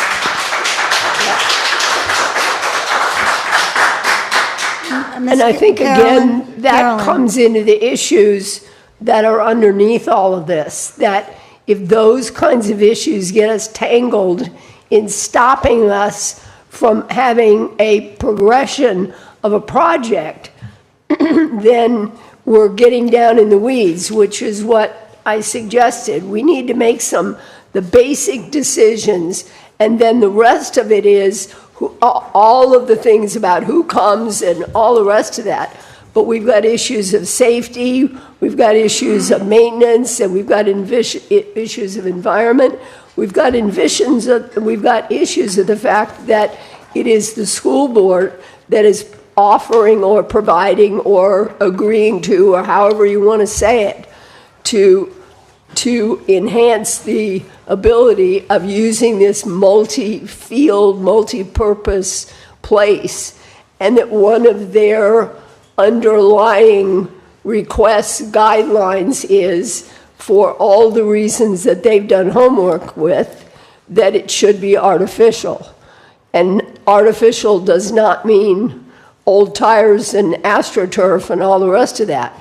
We're talking about much more upfront things. So I think my question is, how would you like us to proceed? Because we have not had public comment, and if it's a desire to take a break and walk out to the field, honestly, I don't know that impacts the two decisions that we're talking about. I think that is a very important piece, but I think the work that we need to do right here is to progress on the decision if the two issues that we talked about are the agreement, and with the manager, with you, that's in works and will happen. The next question is, do we use artificial turf or do we use grass? And I think that is the decision that needs to be made. And maybe if there is no more actual factual stuff that anybody wants to present. Can I give a delayed response to your Yes, earlier question? absolutely. I apologize, I did not Yes. have it in front of me. That's good. Everybody here Yep. knows I'm a little bit slow. No, I give me So, but we talked about the turf system, and I asked the engineer that, for the turf that is being proposed in this project. It says this: the turf system is being designed as a closed drainage setup. It includes permeable turf, a free draining stone base, and a network of collector pipes below. That water can be directed to an approved outlet or even reused in the system if you want to get creative. Most importantly, it is fully controlled below grade, and there is no treatment or untreated flow heading toward the bay, which obviously that's where it goes now. And then he went on to say too, talk about the infills, which is always, I think, the paralyzing paradigm about AstroTurf, or as you call it, or artificial turf. I've heard it called artificial turf. It used to use cut-up tires. They now have organic options, and here were 6 of the ones he gave. Cork is an option, coconut husk, olive pits, walnut shells, thermally modified wood, and other plant-based fibers, all of which, quantitatively bring down the, not only bring down the temperature, but obviously make it much more ecologically friendly. And they never sustained any, in all the research, they never found anything carcinogenic about cut-up tires, but I can't imagine they're good for you. So that's just my, so we don't want to even consider those. That's not in the plan. That's very helpful. Carolyn, can I Yes. speak on behalf of the community use? Absolutely. On the field, current use and what we plan on Sure. using in the future. Please do. Because when it's not baseball season, the Parks Department, manages the fields, and we manage it for all our youth organizations. And I want to list all the youth organizations that use the field. The Florida Keys Soccer Club, that's our youth soccer practices. There's over 400 participants in the program. Our Upper Keys Youth Lacrosse Association, they use it for practices, and they have a tournament out there every year to raise funds for the lacrosse organization. The Upper Keys Baseball Foundation, Little League and youth softball also can use the field. A youth organization called Steady Bats program starts next week. It's for youth baseball clinics and so forth. Again, that starts next week. Youth flag football, over 150 participants, kids are in that program, and they're asking for use of the field as well. And we're talking about the outfield. And also for the parks programs, we have adult co-ed kickball, and also just general recreation use by children and families that go out there, play Frisbee, hit the ball, throw the ball around, all that use. So those are use that the community uses, because we keep talking about a multi-use field. So these are the other uses of the field that I wanted to include in the conversation. So is that of the baseball field or of the other That fields? is the outfield of the high school. Just the outfield? Yes. And most of these are for practices. They use the outfield for practice. There could be games out there if we move forward with turf, you could use that infield for different things now. Because when it was natural clay, it was very hard to keep the surface up to playing capacity. Like our adult kickball league, the field measurements, it was tearing up the grass in the infield, so it was interfering with the baseball play. So those are the uses. And you've also mentioned that that outflow or overflow is necessary because the rest of the fields are overcommitted. Our current soccer, we call it a multi-use field as well, our soccer field. It is used by all these organizations. So the overflow is we need more field space. It's difficult for us now to maintain our field because of all the use. So there is that's very definitely helpful. more needed field space, and, you know, and that's not only our opinion, but it's also opinions from our youth organizations. Good. Okay, I would like to propose, and Ron, if you have a suggestion on this, I'd like to propose that rather than taking a break, I mean, maybe we should, but maybe everybody, you know, finds their own break, that we turn to public comment, but The suggestion would be, number one, early in the meeting, I introduced Vice Mayor Horton and Councilwoman Anna Richards. We've been joined also by Councilperson Deb Gillis. So we have 3 of the 5 village council here in the audience. I think, initially I thought it'd be a good idea to take a break and go to the field. I think at this point, if you want to go to the field after the meeting, because at this point, until we decide the grass versus artificial, really the rest can't even move forward. And so my recommendation would be to go ahead and if you're finished with Ms. LaFleur, open it up for public comment. You're going to hear from both sides. And then at that point, if it's appropriate, have somebody make a motion to either proceed with the plan as approved by the school board to have artificial without going into details on the buildings, because that's a preliminary design plan. The buildings can change.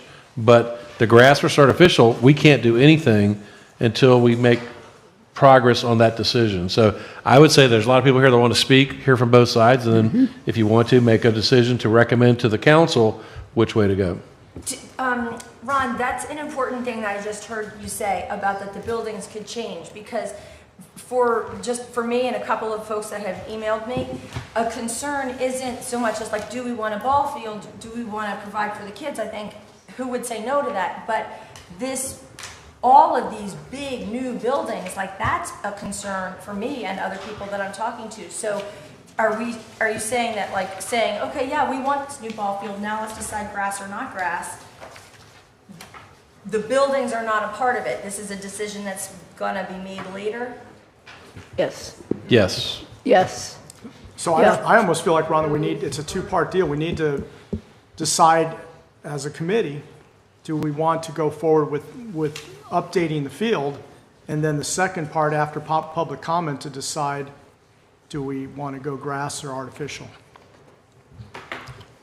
Well, Caroline. that's a decision. I think right now what we want to do is, I'd like to hear from the public.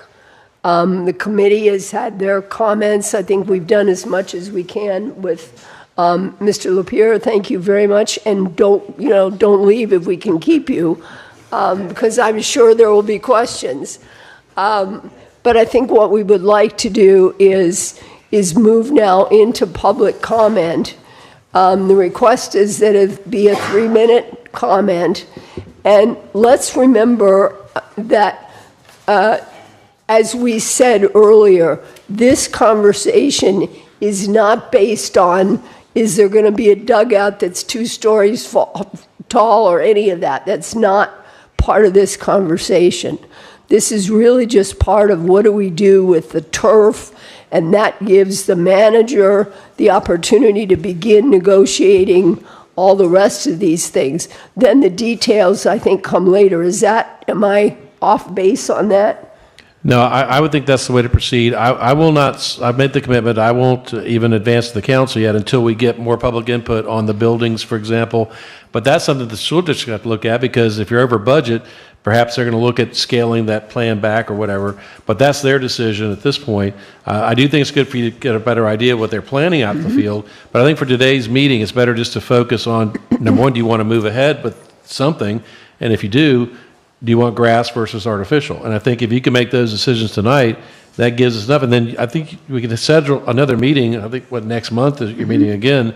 If you want to have another meeting after you've made decisions tonight on the buildings, after you've had a chance to look at them in more detail, then that might be the time to get more input on the buildings. But for tonight, I'd rather just focus on, number one, you want to move ahead, and number two, if so, grass versus artificial, and then schedule another meeting for all the other details. Yep.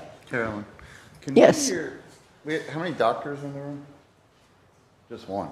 Could we hear from him before we get to the parents? And, you know, because I'd like to hear what he has to say, because I know there's going to be some refuted kind of stuff. I'd be happy if John would like to. I was hoping to speak after public comment so that I could address any concerns that were raised during public comment in a meaningful fashion, but I will do whatever the chair wants. But I do whatever you choose, Sean. So I if would like it's- to speak after public comment. Okay, that's fine. John, why can't you speak now and share some thoughts? And then we'll have public comment, and then you can speak after, too. I'm sorry, say again without a... Before and after. And you can speak before and after. Very well. My name is John Weir. For those of you who I have not had the pleasure of meeting, I am a member of this committee, and I was a pediatrician for 40 years. For the better part of 4 decades, I took care of young people, not only when they were sick, but when they were injured, children and adolescents and athletic injuries. And since this first came up to the committee 2 years ago, I believe I can say honestly to everyone in the audience and to the members of this committee who have concern that I have plenty of time to look into this. If I speak again afterwards, I would be grateful for the opportunity to address any issues that come up, but I would like to specifically address the issue of safety with respect to grass versus artificial turf. Many of the studies that have been put out and have been quoted by certain people have addressed soccer, football, field hockey, and lacrosse played among adults. The purpose of several of those articles was less about the turf and more about the cleats. This is a soccer cleat, if everyone can see it. It allows you to grip the soccer field, artificial, and increases your risk of injury. This is a baseball cleat that our Coral Shores baseball players use when they travel or play on natural grass. This is a shoe given to me by a mother of a current Coral Shores baseball field that her son uses when they play on artificial. You will notice it has no cleats.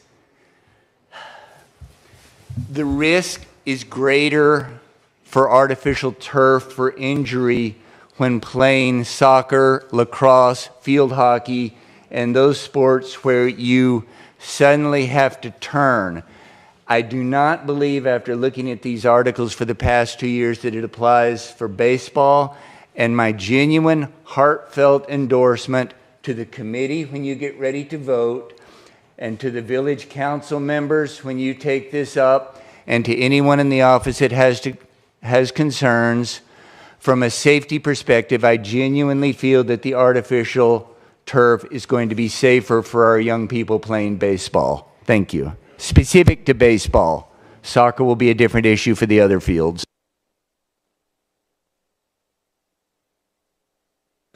Yeah, thanks very much, John. Okay, with the intention of having full public comment, we'd ask you to limit your comments to 3 minutes, and you understand that our focus really, I think there are really only 2 major topics here. Do you choose to go forward with a project at all? Which sounds like there are some people who don't want it at all, and if you want to speak against it, you're welcome to do so. And the other is, would you like to make a consideration between artificial and natural turf based on the information that we have? Does that sound right? Okay, then we will open for public comment. And I don't know how, Annie, I think I'll let you guys run that, Annie and Maria. Yeah, we don't have any assignments, so we'll just go, whoever wants to go first. Okay, here we go. We have 3 minutes. There we go. Hi, Jamie Engel, Village of Islamorada, resident on the task force that Ron mentioned. So a couple of things that came up, some notes I took. Someone asked if the money is not spent on this project, does it go back south Mr. LaFleur stated at one of the last school board meetings, no, it goes to the backyard of Coral Shores, meaning if it's not used here, it stays with Coral Shores, it stays in the Upper Keys. Our kids do not lose out on that money. It just goes to Coral Shores. That was Mr. LaFleur's comment on one of the meetings. Yes, the footprint does change if you are considering that we're adding buildings. We're adding an 800 square foot two-story, which is 1,600 square foot, concession stand, restroom, and all of that. It's also, like Alina pointed out, the elevation. You have to not just look at the ground, you need to look at what it's going to look like up. Then there's the 300 seats that are there at the, on the seating for the bleachers. That is parking. Has anyone done a parking study? Has anyone done a traffic survey? Has anyone decided that in front of all of those parking spaces up and down, there are blue signs, and those blue signs say, if you are not a resident of the Village of Islamorada, you have to pay for the park entrance. So what happens in that case? Is that wiped out just for the time the school district has it? Or it does, where does the money go if they do have to pay? How much do they have to pay? I think that's something that is something else. It's a question that needs to be looked at. I think someone needs to do a cost analysis. I mean, we're all sitting here and you're talking. It sounds like it's really the first time all of you are sitting here listening to this. The design team has had since 2022. They've been meeting on this. The school district's been looking at this and planning this since 2022. So I think you as a committee and as the village council, you have to look at it for not 1 month, not 30 days. You need to look at it for quite a long time. Great questions from the committee, because I think you do need to have someone come in and do a debate, let's just say. Someone who is in know. And I appreciate all the information you just gave on the cleats. But I'll finish off because there's a whole bunch of notes that I did take, but this is something I found the other day. The school district has hired or signed a contract with a company called Brightview Landscape, and it is an athletic field maintenance agreement. And I think Mr. LaFleur can probably fill us in on this. It is an agreement to maintain all of the athletic fields throughout the district, from Key Largo to Key West, including Founders Park. That agreement was signed at the March school board meeting, from what I understand, and it started in April of 2025, and it goes through April of 2029. So if you're trying to decide whether to do turf or grass and maintaining that turf or grass, I think you need to, and I'll be done in a second, I think you need to look at that contract, because that contract requires that company to service our field here at Founders Park for 6 months out of the year. They service Coral Shores, but the contract says they have to maintain all of the athletic fields in a safe and upkept condition. So why wouldn't the village then just go hire this company for the remainder of the year to make sure that whether it's, if it's grass or turf, that it's whatever we put down there is going to end up being maintained properly, because obviously there is an issue on the maintenance for the past however many years, based on the comments that were made by coaches and umpires and athletic directors and parents and everybody at that meeting on June 24th. And I will leave this, and I've sent you all this email. My last thing I'm going to say is, I think everybody needs, this is a great conversation. My bigger conversation is, what are you planning on doing to get that field in shape for the 2026 Coral Shores High School baseball season? If it is in such bad condition, as was said over and over and over and over again at that last meeting, I would love for this committee or for the village council or for someone to sit down and figure out, what are you going to do in the meantime before the project starts? Those kids deserve a safe field to be played on, and it has to start today with a conversation between the village and the school board to decide what you're going to do, who's going to pay for it, who's going to be responsible to oversee it, and to make the kids that are coming up on that field on January 2026, that they have a safe field to play on that's in good condition. Thank you. Okay. Public comment. I guess we don't have an actual sign-in, so you can stand up, get in line or whatever. Hi, I'm Barry Ray, Islamorada. I think I know most of you up there. I also am the executive director for the Florida Keys Environmental Coalition, which started in 2010 in response to the oil spill. We've done an amazing amount of work in this community on environmental issues. I also am a coach for nearly 40 years in running, and I was an elite runner. I was on the Marine Corps track team, many different things. And I've coached a lot here for the last 15 years, and much of that on grass surfaces over at the high school and here at the park, and a lot of it on the road as well. I'm also a master's degree engineer in electrical engineering, and I double majored in mechanical and electrical engineering in my undergrad. I've done construction projects all over this planet. And so when I hear that, oh, well, we can't make the grass field work, it's just got holes in it, iguanas, and all these problems, and the drainage goes into the ocean, and that's all engineering, folks, and that's garbage. Of the 30 professional baseball fields, 25 of them are grass. They used to have 10. There's only 5 that are artificial turf. They used to have 10 that were artificial turf. They've all reverted back to grass, those 5. The 5 remaining that are artificial turf have to do with severe weather conditions like extreme drought and things like that. We don't necessarily have those problems other than in the wintertime here when we have the dry season, but we have ways to address all of that. So piling these things on is going, hey, we can't do this with grass, I think is wrong. I think one of the things that was just said that is most accurate, and you need to take this very seriously as a committee. I can tell you, when I ran, I was chair of the Affordable Housing Committee, as was Cheryl. I think she may have left. Oh, there you are. Great. The bottom line is, we never had this many people at a meeting, ever. We were surprised if we had anybody public speaking. This is a very, very important and very concerned decision for our community. Everything from people that are going, really, do we need the baseball field there? Is that what our park's for? To those of us that believe, yeah, I think it's, you know, we have to bind in as a community and do things for the community, which may extend beyond Islamorada. So to try and say, well, we should exclude people that aren't from Islamorada. We got kids playing here. They don't know the geography. They don't know Key Largo from Key West, all right? They just want to get out there and play and have a good time and learn how to do sports, right? So let's not get into that bifurcating of different people here. That's not who we are as a community. But what we do need to do is take more time for this committee. It is wrong to shove this down your throats and make you make a decision this quick. I would not do it. I would not. I just look at this, and I appreciate the last speaker so much because of that one statement.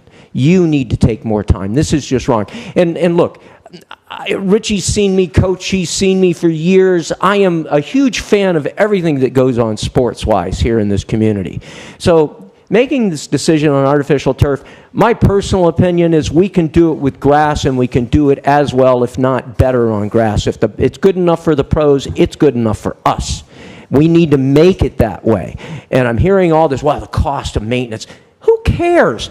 I don't want to have another plastic field where we're supposed to be representing the green of the world. We're an ecocentric draw for tourism, and we want to continue that. We want to see plastic bags and all this stuff eradicated from our retail outlets. We want to be what Islamorada and what the Keys are supposed to be. Please.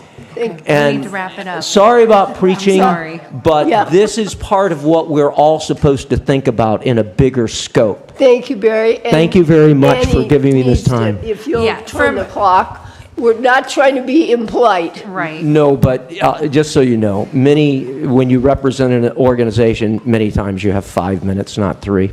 And so you Okay, may want to okay. consider Thank that. Thank you. That's fine, and if anybody is representing an organization, let me know that, and then we can Can I honor the make- 5 times. Can I make a suggestion? Yes, ma'am. On behalf of these guys, can you create just a sign-up list? Just take a piece of paper so they don't have to stand there. Just give a piece of paper over there, so. My apologies. I will try to keep this brief because my leg hurts. Do not put artificial turf down. You are asking to pay for a first-class field. First-class fields, starting with Mark Light Stadium at the University of Miami, Richie, University of Florida, University of Georgia, Omaha, Nebraska, the home of the College World Series, are all natural turf. Class II divisions, which is a second-class group, some of them play on artificial. Artificial technically costs less to maintain it, but in the long term, it's not as cost efficient. You're talking about laying down a bed with engineered water through that to do water runoff. Do the same thing with your artificial turf, which a good golf course does, and by the way, most tees do on good golf courses, so your water runoff is handled. You've got to prep your surface first. Steve Shea knows that. Do not use what is commonly called to as crap, as far as I'm concerned, when it's artificial turf. Yes, you get hurt, and if you have an injury, and a twisting injury, listen to the voice of experience. On artificial turf, it can end your season. It hurts. It's not fun to slide on. The only person making money on the long run on that is the person that sells it to you. Do not put artificial turf. This is a green community, not a plastic community. Thank you. Thank you, Cheryl. Ready? Okay. Doug Minkiewicz, thank you for the expert. I'm far from it. But on this subject, in this room, I made a career out of it. It was my living. It was my livelihood from 19 whatever. Been playing since I was 5 years old. We're leaving out one main thing about the grass to turf thing. You're leaving out the dirt that includes with the grass. No one's brought it up once. For everybody that's going over to that field right now, I'd be more than happy to hit you ground balls on it and just watch the hops. It's no disrespect to Brightview or whoever. I was coach here for 2 years, been doing steady bats for almost 5. It's not just regular grass to grass. We've tried it. Richie brought it up about the infield. We redid it. We put it in December. January 15th, it was gone. There's all kinds of pesticides. You'll see it now. There's spray painted green. I'm not trying to downplay the people that are trying it. All these people that keep talking about Major League stadiums. Do you understand the cost of a grounds crew? Do you understand the grounds crew are 50 to 75 people per facility? We don't have that. Key West has had their baseball field on turf since 2018. They replace one section of the mound a year for $900. That's it. I know for a fact that I had my son out there, and the injury, my son blew his knee out on that field at Coral Shores and in this infield over here at Founders Park. The maintain that we have to do, I would get to the field at this park at 6 p.m. for a 6 p.m. game. I'd be here at 1:30 pouring nothing but gallons and gallons of water on this infield to get it playable so no kid gets their teeth knocked out. And I've heard all the complaints and I've heard everything back and forth. Aren't more kids, isn't that what we're here for?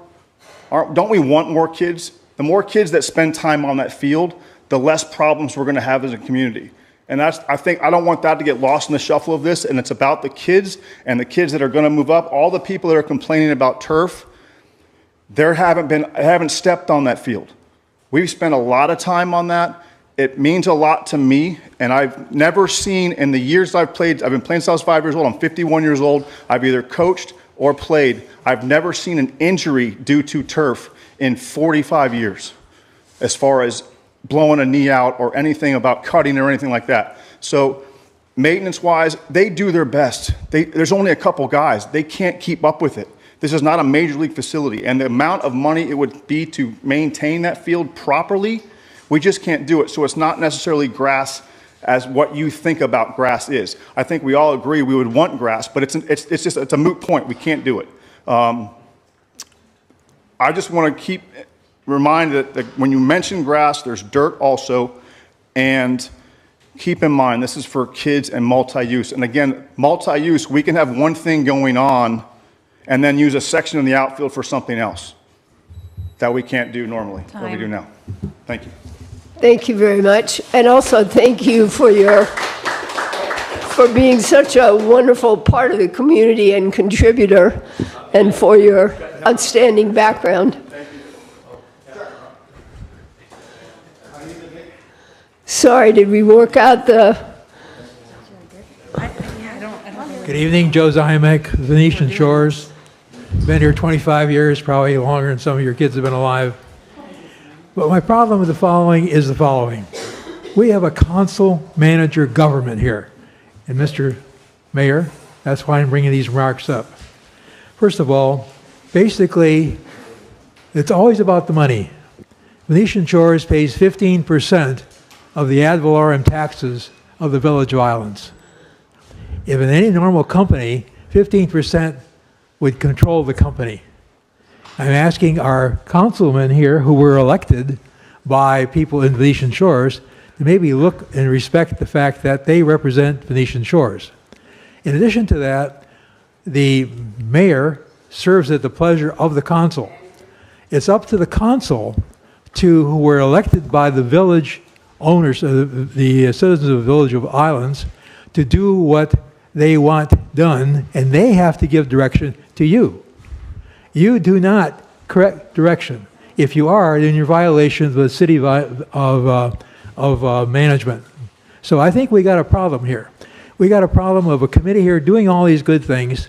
The council tells him what to do, but you who are here have to tell him what to do. So we got the cart before the horse. Vinyl or plastic or grass, doesn't matter. You have to look at what the council tells you to do. And it's up to you to listen to to influence the council so they can tell him what to do. So you got the cart before the horse, guys. So go back to the village principles of government, council manager, and violate it. If you don't do this, then we're all in violation. And if the lawyer was here, he'd shut this thing down. So think about it. I respectfully disagree with you, sir. The council has asked us to give them focus group. You know, it's basically what we are. Good. And then they're going to do what they want to do. And honestly, I believe that this is probably already decided, but they're asking for our blessing on whether we agree with it or not. We're not doing it the wrong way, sir. Good. Thank you. But remember, he does not make the decision. The council does. And he's not. Good. Thank you. He's a village manager, not the mayor, sir. Thank you. Thank you, sir. Okay, up next. All right, well, I'm going to represent Coral Shores Baseball since I'm the last coach, I guess, here. So let me just run through some random things. Hopefully, it won't take 5 minutes, but I'll get through this.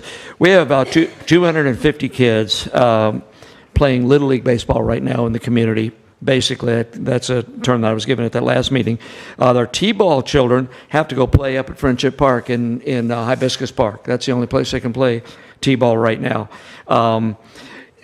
People said, you need to mention where all of our equipment is being stored. You realize that the little white trailer out there by the baseball field is where we have to keep all of our baseball equipment?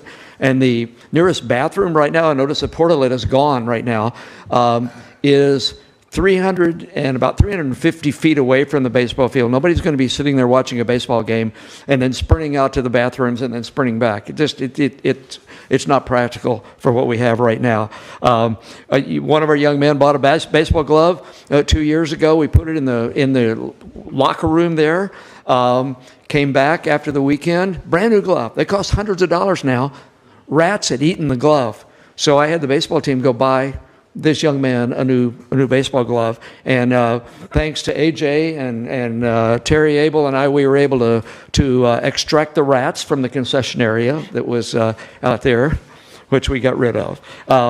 One of the things that I think we need to keep in mind is that when all of us played baseball, the ball, we never faced pitching like we're facing today in high school baseball. We have a young man that was clocked at 95 miles an hour this year who's playing for Florida State, has already committed to Florida State, and he's playing for us as a pitcher coming up as a senior this next year. And the speed coming off of the composite bats is over 100 miles an hour. That's why we need some turf and a good playing surface. I want to just make a comment about the residents only comment. That was, I don't get ticked at a meeting very often. That just flat ticked me off. If we're going to apply that rule, we need to apply it to the swim teams, to the tennis teams, to the people that use the boat ramps, to lacrosse, to soccer, to all the concerts, to all of the events that we have here at Founders Park, and say, oh, it's a residents only park, and it's going to be a passive park, and that's nonsense. That was not the intent of this park to begin with. It was here to be a facility to be used by the residents of this community. Natural turf, I can tell you, for one who has been doing baseball fields for about 50 years, I think it would cost you $1 million a year to maintain the field properly, to sod it and bring the team in that would need to maintain it. Just do some math on that. It is just impossible. It will take about 4 acres minimum to put a baseball field in. That does not include swales, setbacks, etc. There's no place that has that kind of acreage here. Brightview does a great job. They're not trained. They sometimes have to do Plantation Key, Coral Shores, and 2 minutes. and us in the same day. I've gone out with them and tried to help them in learning how to do it, and they don't have anything to work with. So I would say they're overloaded, and they need more training and more help, certainly more financing. The other thing I think that we need to recognize, we're leaving $5 million on the table if we walk away from this. That's a huge deal. Addressing the artificial turf versus natural turf, D2 and D3 fields, or NAIA rather, are almost all going back to artificial, hands down. D1 and Major League Ball can afford to put in natural turf, and that's why they are doing it. Also, there's new technology that provides an underlayer, a pad, as well as a traction layer. The studies on the new turf are showing that traction is actually better on the new artificial turf than even on natural grass. So I'm a huge supporter of that. And to have a comment even about whether or not we can be at Founders Park, that ship sailed with the original council. It would be horrible to say to the school board, to say to the residents of the Upper Keys, oh, sorry, you can no longer be at Founders Park. I know we had that agreement, and it was for 50 years, but we're going to vote you off the island. See you later. How terrible would that be? So that's all my comments.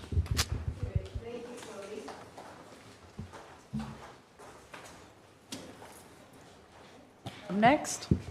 For the record, I'm Captain Ed Davidson, Chairman of the IRS 501c3 Florida Keys Citizens Coalition, and I've been getting 5 minutes from the county and from this committee and from Islamorada for decades, and I'd appreciate it today.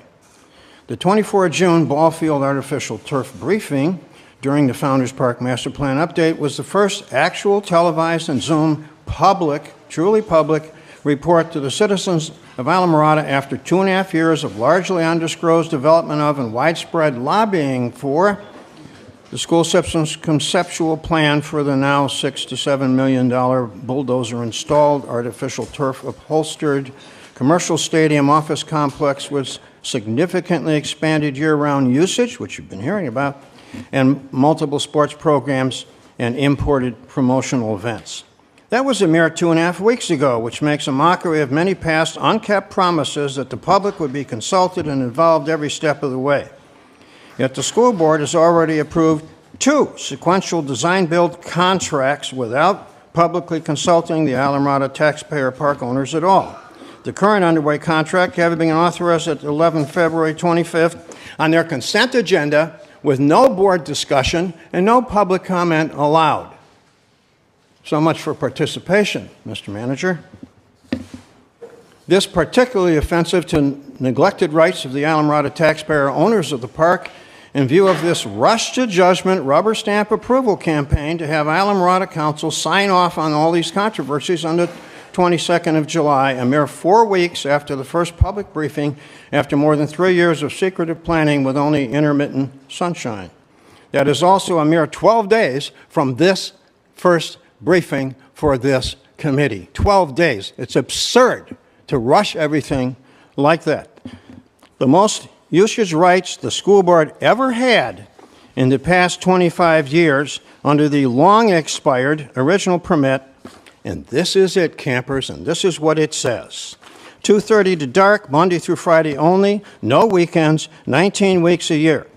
They have no entitlement to build the stadium office complex they defaulted on building 24 years ago, especially as the carrying capacity of the park has been used up by all the construction since, by the police, the fire and rescue, by government buildings erected since that stadium default occurred. And the alleged poor state of God's green grass ball field there's a lot of contradictions here. Mr. LaFleur says it's not a death trap for children, and yet all kinds of people said that Richie had some phrases for it, but it's at any rate in the shape it's in because the decision was made in the school 2 district more minutes. to go to artificial turf. And it's been neglected for that reason. But there's still nowhere near full disclosure from the AstroTurf promoters. For at the 24 June school board meeting, Key West member Darren Horan said plainly, a timeline 1 hour, 21 minutes, watch it yourself, that he expected ball field cost overruns to increase, that the village should have to kick in as much as $2 million to help fund just the initial cost overruns. With more expected in the future, Board Chair Mindy Kahn has made similar public, on-camera remarks in public. Mr. LaFleur came from that school board meeting to the public in this room and talked about what they'd approved, but he somehow, I guess, ran out of time and neglected to mention to the room full of Islamorada taxpayers here that some folks on the school board wanted to write an IOU for $2 million to this community. But Mr. LaFleur did say that Village Manager Saunders is in, quote, in lockstep with us and wants to get this signed in July. That's a mistake. Ron's job is to ensure that all Islamorada Nature Park owner citizens have the opportunity to thoroughly review and comment upon this long undisclosed expanded exploitation plan. 30 seconds. Okay? But all you've heard from is advocates. Richie's been an advocate for turf for many years, and so have other people you've heard from. But let me suggest this, since you are a lawyer, Ron.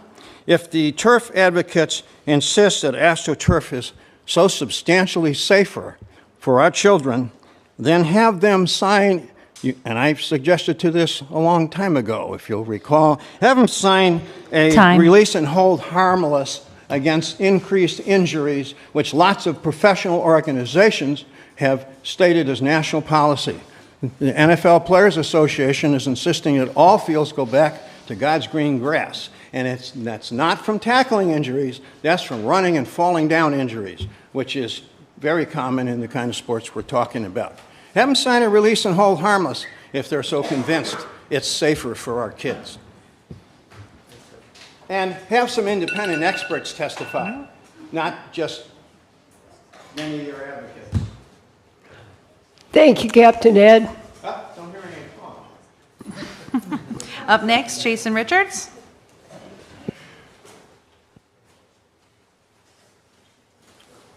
Jason Richards, Director of Concessions for Coral Shores Booster. Can you please set the clock for 5 minutes? Aren't you glad you guys ain't on the Peacock Committee? All right, so I want to hit you guys with some facts. I had 2 student athletes that came through Coral Shores baseball program. That's all they ever wanted to play. I spent a lot of blood, sweat, tears, along with a lot of other volunteers, Richie you'll know, of getting that field the best we could game ready. And it's been neglected for a long time, and it's not really anybody's fault, but a lot of people do not realize how much time, effort, and money it takes to manage a sports turf that is able to play at the level of high school baseball. Let me throw out some facts here real quick. I hear about injuries, all right? There's 32 NFL teams in NFL, National Football League. 17 out of the 32 have artificial turfs, okay? Each team gets $290 million salary cap. So if you times that by 32, they're playing players $8.9 billion to play the game of football. Now, out of those 17 teams, besides the Cleveland Browns, if you think about it, do you think if it was that unsafe, they would let them play on artificial turf when they have all that money invested in them? Just something to think about. All right, let's talk about the amount of money that we could save, possibly. Does anybody know that how much a gallon of water in the Keys cost on your water bill? $10.60. A gallon of water. No, it doesn't. $10.60. Oh, sorry, per 1,000 gallon. You're right. I'm sorry. Sorry. Per 1,000 gallons of water. All right. And artificial turf, on the studies that I read, they could save anywhere from 55,000 to 90,000 per 1,000 feet of water a year. Just let that sink in for a second. Now, let's talk if we don't go to the artificial turf. Let's talk if we go to turf. In order to maintain a sports turf, you have to mow it every 2 days, Bermuda sports turf. Are you going to be able to put guys on that when the school board's not maintaining it and have them mow it at every 2 days? Probably not. Now, well, you could, but it's going to cost the taxpayers a lot more money for the staffing to do that. Now let's talk about what you have to do to that field throughout the year. You have to aerify it. You have to top dress it, right? That baseball field, when we top dressed it back when my kids were playing, I had a guy donate all the money. It takes about 30 tons per acre. 4.5 acre ball field would take about 150 tons of sand. 2 more minutes. Okay? So that being said, you have to do that twice a year. Then you need to verticut it. You need all this stuff. Now we're not even talking about doing the clay. And that's the problem where the lips come in. If we don't keep the clay moisture, the right moisture, the clay blows in the wind, goes under the grass goes in it, we get lips. We do it every year, we cut the lips out. It's just a pain in the butt. So this is going to save us a lot in maintenance, and it's going to be a lot safer for our players to be able to play on this. Major League Baseball teams, not a very good example to use because a lot of them are the green, the God's green, but that's kind of a tradition. But let's take the Boston Red Sox. They spend anywhere from $500,000 to $1 million a year just to maintain their turf. Okay, that's how much money it takes to keep these sports turf fields at a proper playing level. So that's all I got. How much more time I got? What else you want to talk about? All right. Thank you, guys.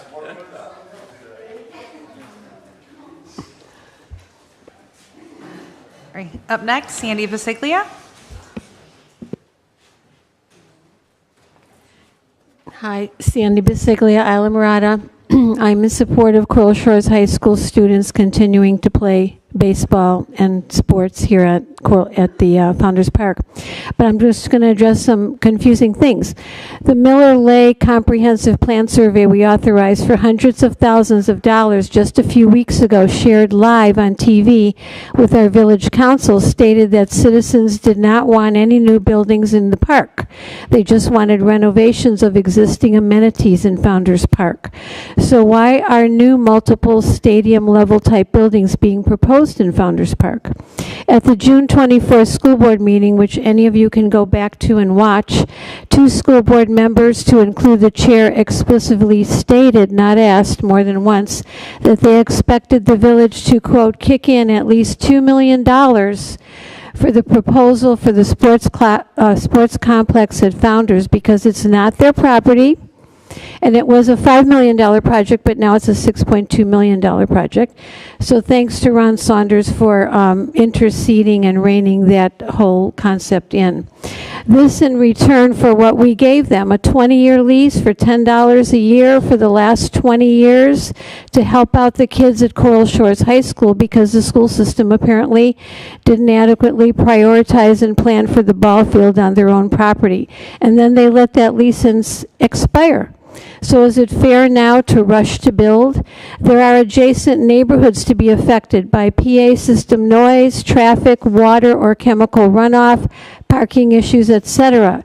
That would be Treasure Harbor across the street, Plantation Lake Estates across the street, the Gimpy Gulch neighborhood, the Coral Road neighborhood, the East Ridge Road neighborhood, and Executive Bay. That represents hundreds of homeowners. We live across from, as Alina Davis mentioned, our park. Have any of these neighboring communities received official notice to attend a meeting regarding ball field use expansion to include PA systems, increased traffic, water or chemical runoff from AstroTurf parking issues, and new large multiple buildings with large walls? Have there been traffic studies, reports from biologists regarding runoff safety procedures for chemically treated plastic grass or biological runoff transparent to the public? And is it proper that the public has only 12 days until July 22nd to respond to this expansive sports complex proposal, now at $6.2 million, until their intended village sign-off is rushed through? As this proposal for multiple buildings in the park affects several neighborhoods and is not in keeping with what the citizens just said they did not want. That is time. Shouldn't it be a referendum in the next voting cycle in the next 15 months? Thank you. Okay, up next is Carla Bond. Hi. I'll be respectful of your time, so please forgive me for just reading my notes. First, I find it offensive that any adult would deny a child the ability to play ball on a league or swim in our pool because their parents don't live in Islamorada and don't pay Islamorada real estate taxes. I raised 2 boys in Islamorada, and if they only had fellow Islamorada kids to play ball, I think their experience would have been quite different rather than the wonderful experience they had as Keys kids. I truly hope I am misunderstanding what's being said when I hear that Islamorada residents don't want the Key Largo kids using our park. Second, I am not an expert on artificial turf, so I do defer and thank those experts that have shared their thoughts. I do know a couple of coaches. Actually, one of my boys has moved back here, and he and his wife are the Coral Shores girls lacrosse coach. And I will tell you from firsthand experience, they both can attest to the fact that there have been more injuries to their players on grass fields, whether it's our field or other fields that they've gone to. They play on grass and they play on artificial turf. Hands down, as coaches, they would prefer that we have all artificial turf on all of our sporting fields. As far as what's already been stated on natural grass, Jason, thank you, that was awesome. It must be watered, it must be maintained, all of which are expensive and possibly harmful to our environment. I do not expect this multi-use facility to meet every need. We already have soccer fields that cannot be used for parking and festivals. It's not a new concept to restrict the use to just sports. So prohibiting tents and parking, yes, I vote yes for the turf, please. And lastly, I am not in favor necessarily of the locker room component. It's a nice perk, but I'm not totally convinced it's necessary. However, if that 1,600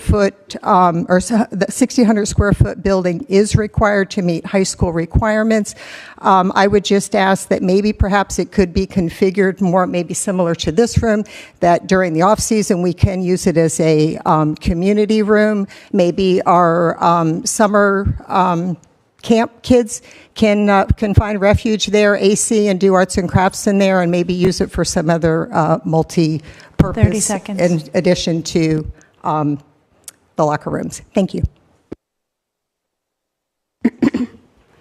Very helpful, Carla. Thank you. Are there any other comments, kind of repeat comments or anything for anyone else? Yeah, we still have more public comment.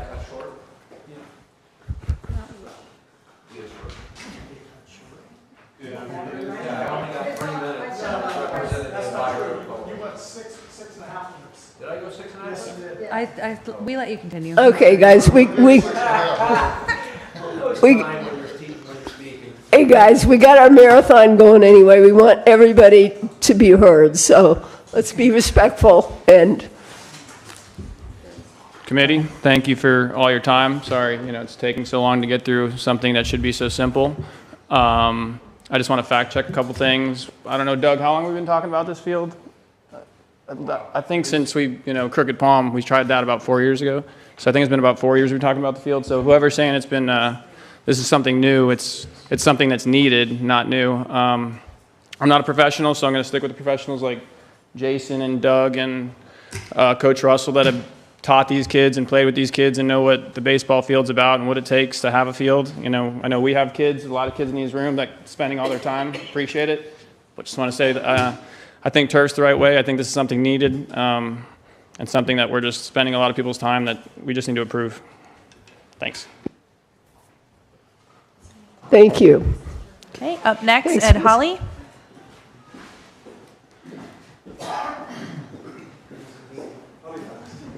I just want to say thank you guys. It's an honor. How's that? Is that better? Yeah, you mind introducing yourself? My name's Ed Holly. I'm lucky and blessed to be the athletic director at Coral Shores High School. And I love this. I love getting up here. I love having the opportunity to talk to you. And obviously, I'm in favor of the field. That's not a question about the multi-use field. And I hear all this yays and nays. And I want to talk to you not as the athletic director real quick, but as a dad. I've been blessed. First of all, I work for the greatest boss in the history of the bosses. Miss Leotard is awesome. And she says, Coach, do whatever's best for the kids. Work for the kids, drive the kids, get them to college, get them out. It is awesome. It's a great place to work. As we all know at Coral Shores High School, I've had 3 children, a daughter, Katie Marie, Johnny, and Eddie, graduated from Coral Shores High School. 2 of those students, Johnny and Eddie, are playing college football right now. Both of them are playing on synthetic turf fields. I have zero problem with it as a dad. They had chances to sign at other places, other programs that had grass fields. And you say, well, why? Would that make a decision? Go to grass for a scholarship or go to a synthetic turf? And I said, synthetic turf, and I've coached on both. Love it. It's way easier. You don't have to worry about the bumps. You don't have to worry about if somebody chips on the field. You don't have to worry about any uneven playing surface. And they're playing at the collegiate level right now. In high school, I worried when my son was out there. He played catcher for us, and I was grateful that he was a catcher because he was behind the plate. Because I heard stories, and I know about the Founders Hop, but I would not have changed it for the world. We are so lucky, and as a dad and a member of this community, the greatest community in my place in the entire world, to have my son play at Coral Shores baseball. And I have a third son, the 4th child, Billy Lee. Billy Lee is a sophomore. And what you decide to do with this committee and with this organization is going to directly affect them. And I pray, and I think, and I know if we keep our kids first, and I look at the kids in the back, and I see that field not just as a field, but a field of dreams. Because when you look at that field, you're not looking at just the guy playing now. You're looking at what he's not doing, number one, being a positive person, and what he has the opportunity to do in the future. And that future, like we have 2 guys right now in college playing baseball. We got a 3rd that just had the opportunity to sign at a Division I program. How many more are we going to come? And as the athletic director, how many calls am I not going to have to take? They say, Coach, we're not coming to play you. So what do you mean you're not coming to play us? We're not coming to play you. You can come to us, and that's why we travel so much. And with a facility like this, that's going to bring the community 30 together. seconds. That's going to be unbelievable. I am truly, truly blessed to be here. And when you think and you vote, I just want you to think about it. Think about your kids, think about what the community is, and think about the future. Thank you for your time. Thanks, Coach. Okay, up next is Jenny Knopp.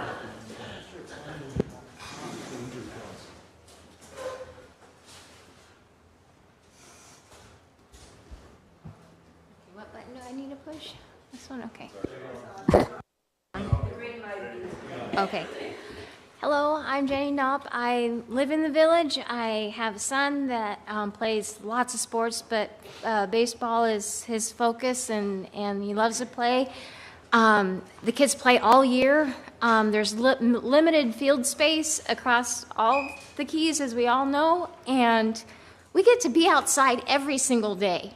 And that is what is, we need the space for the kids to play. And I wish there was more fields and more room, because practices are backed up for every sport and for every division of all the sports across town.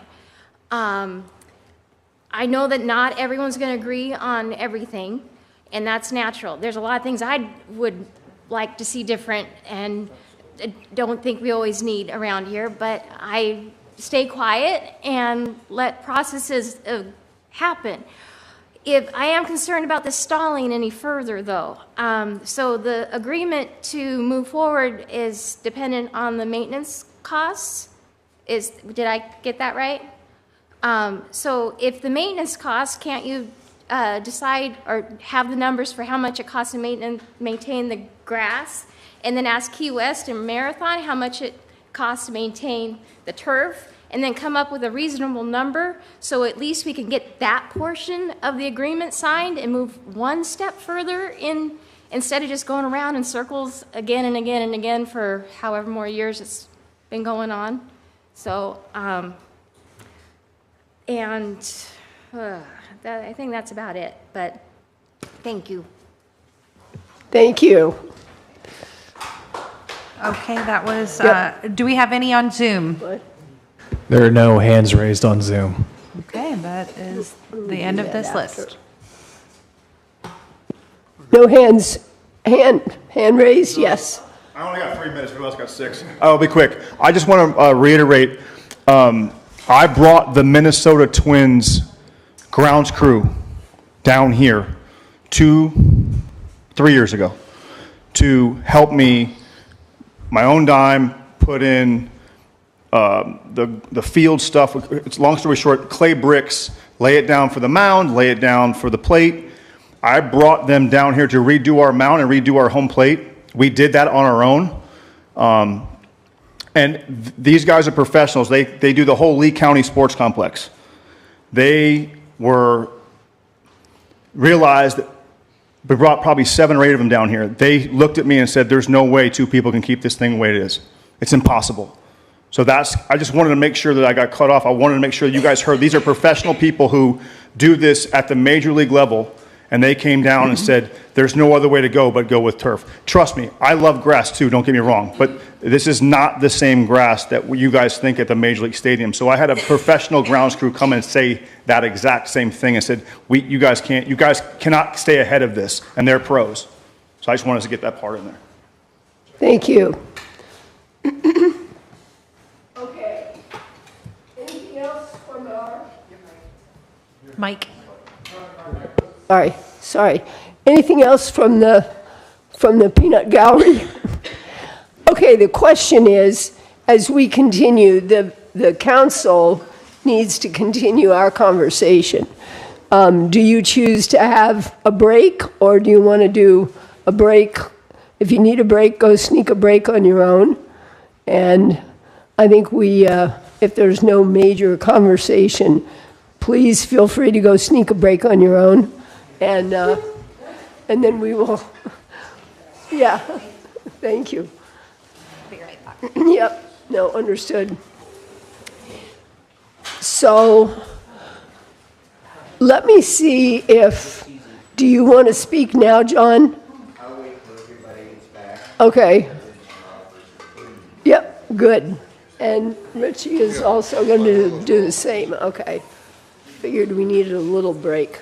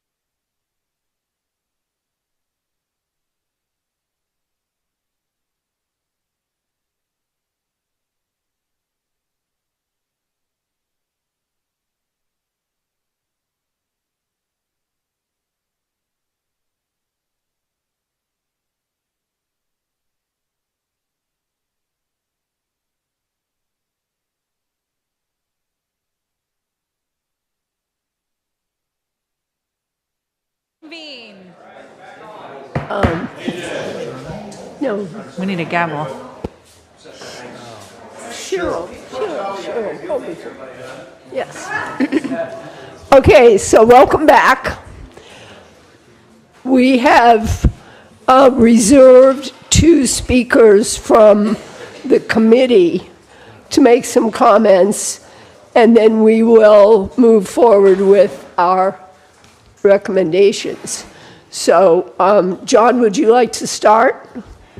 Yes, thank you very much. So to all of you on the committee and to our village council members who are here, I sincerely meant what I said earlier.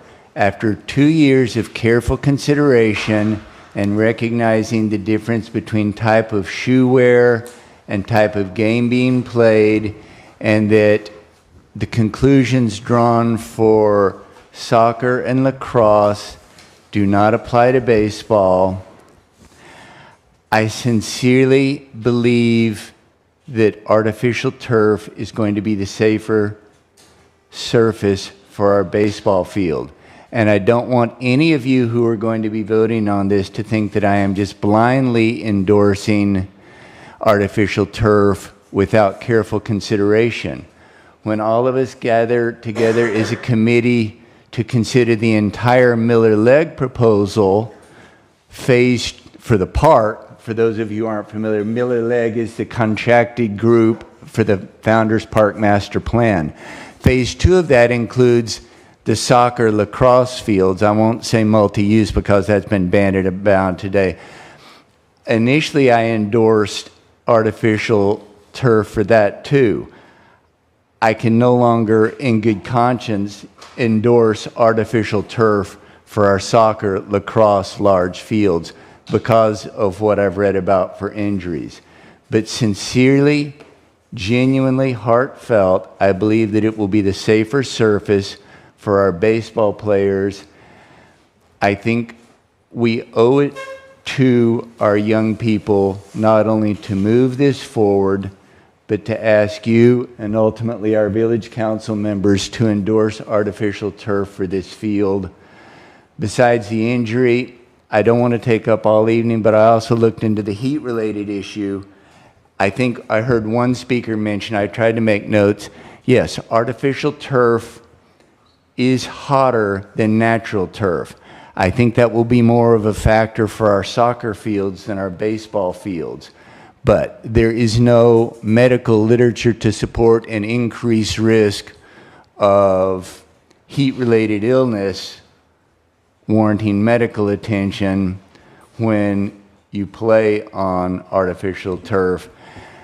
Again, I think we'll have to revisit this issue for the soccer fields in phase 2 of the Miller-Legg plan, but I genuinely feel that this is the right decision for our baseball team, our community, and the young people in this community that we owe it to not to do 2 things this evening. 1, move it forward with an endorsement to proceed, and 2, endorse to the village council that we proceed with artificial turf.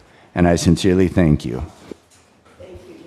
I have a question for John real quick. Sure. So, John, did you just say that you want it for baseball, but you cannot endorse it for the other sports?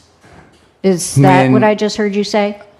When it comes time for us to consider the entire Miller-Legg Founders Park Master Plan, Phase 2, which will include the soccer lacrosse fields, I will try to objectively present the material that I gave you this evening, and then I'm going to be neutral and I'm not going to make a recommendation. And it's going to be up to the rest of you, to the village council, and hopefully more input from the soccer and lacrosse parent communities. I'm just going to be neutral. Okay, because Maria has stated all of those other groups that play other than baseball on the baseball field. So they would be negatively impacted by using turf rather than natural grass. And I respect that, and she is correct. They used them, but they used them in an informal fashion, and I'm speaking this honestly, and I would never take anything away from you. During the evenings for rec soccer, it is quite crowded. There is not always room for all of the rec soccer players in the fall to play. So you have a couple of hundred children playing on the main fields, and one of the coaches will take 10 or 20 over to the baseball outfield for drill work and specialty work one-on-one. It is very short. It is not intense. Is that a correct assessment on my part? Yes, Yes. they use it for practice. Yes. Currently use it for practice. For practice, for overflow. They are not running at full speed. They are not cutting abruptly wearing their cleats. I do not believe for those few players in that specific setting that they will be at the same injury risk that they will be when they're playing on the main fields. Great. Thank you, John. And I think we get to remember these are conversations that are very valuable for now, and they're also not today's conversations. So I respect the fact that you've separated it. Right now, this is what we're working on right now. We're trying to get a little progress. So thank you. That will come up next. Richie. I'll run through, I'll run through a few responses, and let me just qualify this or preface it by saying the people that I'm going to be taking exception with are friends of mine. I've known them forever. I have great respect for them. This will not change this one way or the other, at least on my part. I'll share with something Jamie said about the $6.2 million that the school board is talking about putting here. If it doesn't go here, it's still going to stay up here. That's a little bit misleading from the standpoint that, yes, the next project is at Coral Shores, and let's just say it's $10 million. That 6.2 would be put toward that, which means they're only going to have to put 4 more, the 3.8 to go with it, as opposed to the 10 million that we should be getting allocated, that we should be getting according to the school-based taxes. That's the way the allocations have worked. I think at Key West they got 12 million for the backyard, and I think they're up to about 20 something for Tommy Roberts with the change orders and so forth. So I just want to make sure that that's clear. Captain and Sandy, again, we're on a lot of same issues together. I don't disrespect Captain's service. I revere his service. This will not change any of that. But he talked about that $1.2 million and the discussion that took place between Mindy and Mr. Horan, and it was just that, it was discussion. They then convened at 5-0 unanimously to move forward. As Ron said, Section 13 of the interlocal agreement says very specifically that school board is responsible for all those expenses. Barry and I shared during the little break or whatever, and by the way, you're talking about somebody who's just dedicated to kids and to coaching them up and doing a great job of it. He's done it for decades, and he does it on his own dime. I have tremendous respect for him. But I took exception on the ecology, because I know you're with ecology, and right now we're spending, as I mentioned before, 1 million to 1.5 million gallons of water that's going on fertilizer, pesticides, herbicides, and ecologically, we know where it's going into. It's Florida Bay. And as opposed to the new system, which will be self-contained, all of that can be diverted in the direction we want it to be. We talked, I think Cheryl mentioned, another dear friend, and I know her since she got here. Cheryl talked about, well, all these major league teams are using professional team. Richie, University of Miami, yes, absolutely. Because it's a dedicated field. Nobody else gets on it. It's not a public park. It's not a municipality. It's not being shared. Which leads me to my last thing. Is municipalities around the country, I said this already and it's repetitive, but they have had the same questions and same issues that we're dealing with. I mean, around the country. And people, bright groups just like this, and doctors coming in and professionals from every area. And 400% they've grown, we've gone up in artificial grass. And projection is for the next 10 years for that enormous figure to double again. They know something. It's the reason that our paid consultants came in and suggested that we use artificial turf here for everything. And Doc, I'll say one thing, and it's a repeat, and there's nobody I respect more than you, and thank you for representing your position. But the studies that you're looking at, and I'll maintain again, we're talking about pristine grass versus, like professional grass versus professional turf. And this is no longer professional grass after a couple of weeks. That's my concern. I don't pretend to know 100 of what you know. But that's the false premise of all those surveys. And people just sort of skip over that and say, well, grass is grass, but it is no longer good grass after 2 weeks, 2 months, 2 years. It just degenerates, systematically. I think we all know that. And you can't keep up with it in the Keys. I've lived here all my life. I can tell you, we've had grass in my backyard all my life. And we've been chasing it all my life. Thank you, guys. Thanks, Richie. Any other comments from the committee? Yeah. So kind of over the weekend, I had asked some questions, and most of them have been answered. That I'd asked Alicia, hey, can you provide us with background information, right? So whether it's the approval request that Ron has talked to, field use by the village and the schools. Now we're talking about grass and turf. Environmental studies, I think we're good. And the only thing left was the cost, right? And the reason I talk about cost has to do with, I want to make sure Ron, Don, and the rest of the crew, everybody else has the teeth they need with the school board to make sure we get our money from the school board. And so that's the only reason I asked for it. And I think by giving him, what we're going to do tonight gives him the teeth to go forward. And that's where, this is it's not like it's a foregone conclusion, but it is. We need a new field. I've been to Key West. I've seen the facilities. It's badass. Guess how many scholarships come out of Key West? And I know he sent his kid down there. I know people that go down there, and it's cool.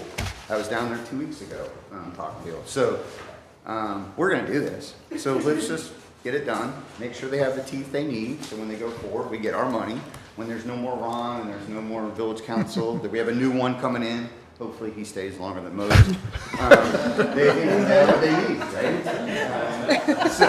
So that's really what, for me, that's all this was about. So I bring up different things. I'm on Richie's side. I'm on 99.9. And I agree with the runoff piece. We're actually saving water by doing that. We're saving a lot. We don't need it to run off in there and get our green algae in the bay and all that other crap that goes on out there. You look around the village right now, how many people have fake grass in their yard? It probably from 5 years ago, it was like 5%, now it's like 50%. Hell, I just put in, I live on Core Road. I can't keep up with grass, forget it. And I know I'm saving water and I'm saving, I'm saving the earth, to be honest with you, because we are using cork and all these other things now that are recycled. It's not water bottles, it's not any of that stuff. So. Anyway, that's what I had to say about it. I appreciate what we did tonight. I know what we're going to do and what we're going to do moving forward. Thank you. Anybody else? I wanted to introduce two motions, one at a time, separately. Yes. So, you want to do it? I'll wait till you finish, but. No, I was gonna begin by saying. Motion number one. I move that the committee endorse to the village council to proceed with the Founders Park baseball field renovation. I'll second that. Yep. Well, can I ask a question about it or maybe modify it somehow? I'm in favor of moving forward with. Oh, sorry. I just wanted to say, I'm in favor of moving forward with the project with the school board, but in an altered state, I'm afraid to say, yes, I'd like to move forward, and I don't really want to say, yeah, I want to move forward with these, in my opinion, really big buildings that I think change the nature of the park. Do we really, are we green lighting what the village school board has approved? That's why I said simply move forward. According to the interlocal agreement, they can't do anything without the village agreement. Everything you say is valid, and that will be addressed separately. Okay. Mm-hmm. All I'm saying is, yes, let's decide to do it. Do something. Yeah, as we started today, we said there are two objectives.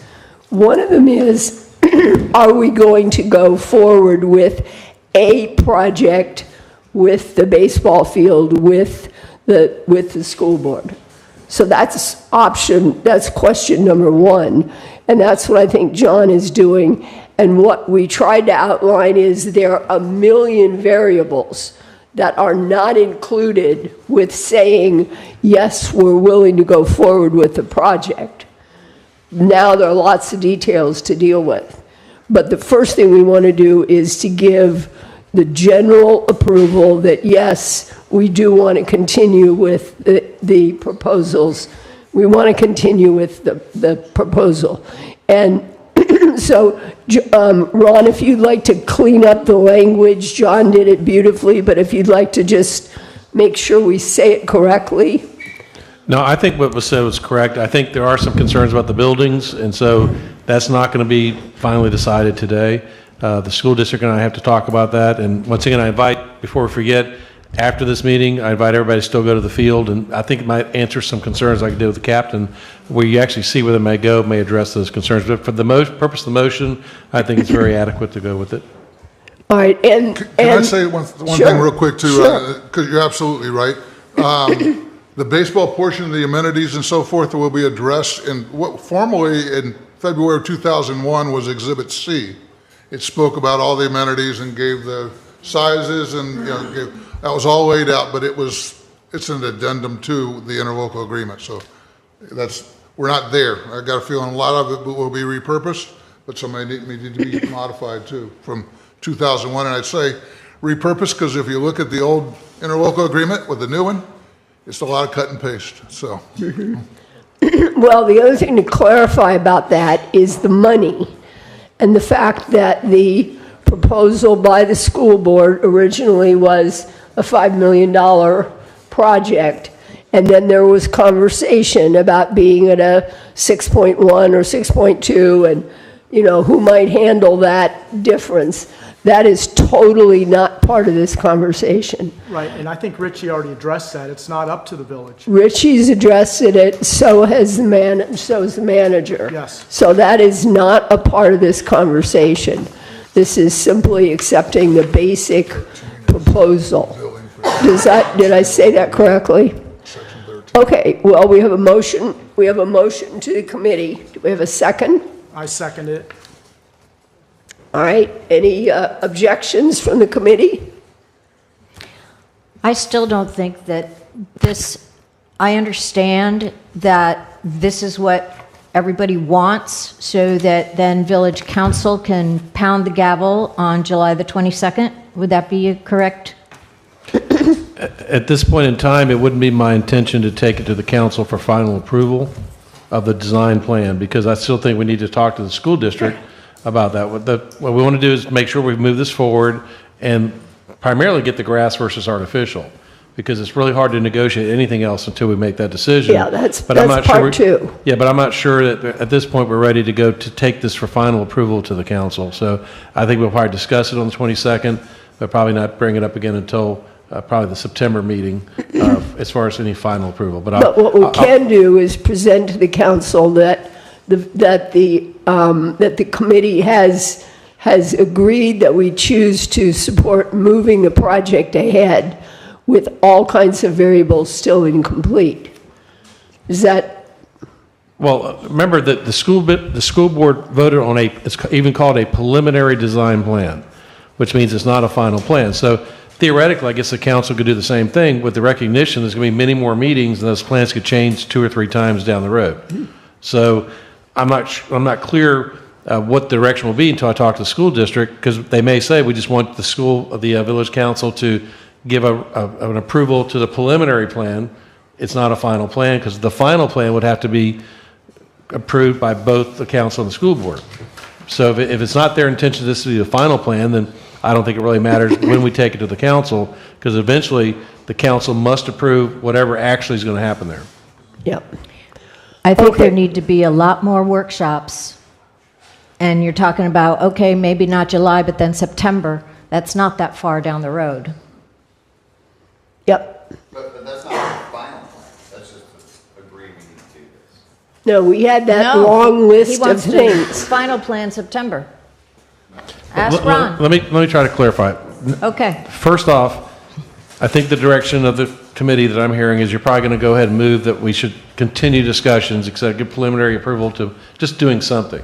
The second one, more specifically, I'm asking for direction or recommendation of grass versus artificial. I still need to go back to our council members individually and say, what do you want to do? Because we have 3 of them here tonight. So I'd like to get some feedback before we make any decisions going forward. But my point to Alina is, no matter what happens next month, 2 months, 3 months, that plan that you have in front of you today could change 2 or 3 times before it's ever finalized. So this is still preliminary because, once again, go out and look where the buildings were. I did with the captain today. His opinion changed. Opinions will change on this committee maybe, and that's great. The public opinion may change. We're taking input from everybody.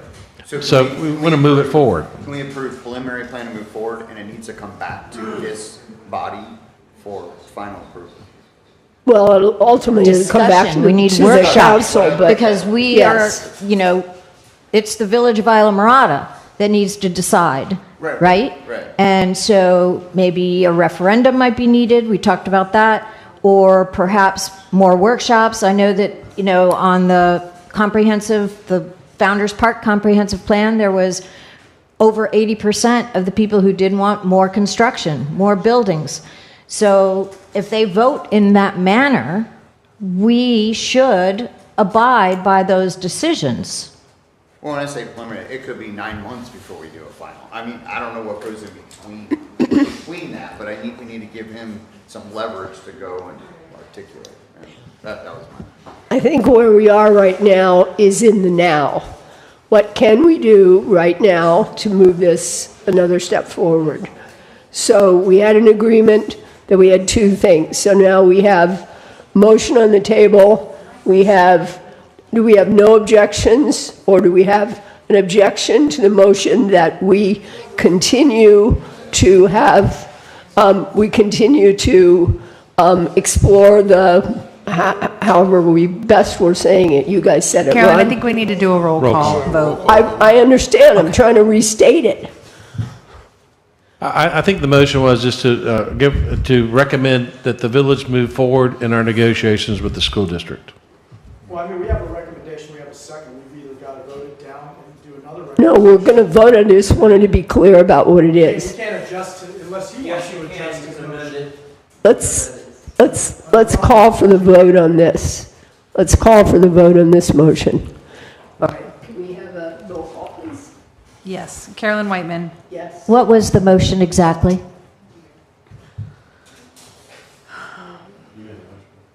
Yes. John Weir made a motion to endorse to recommend the endorsement to Village Council to proceed with the Founders Park baseball field renovation.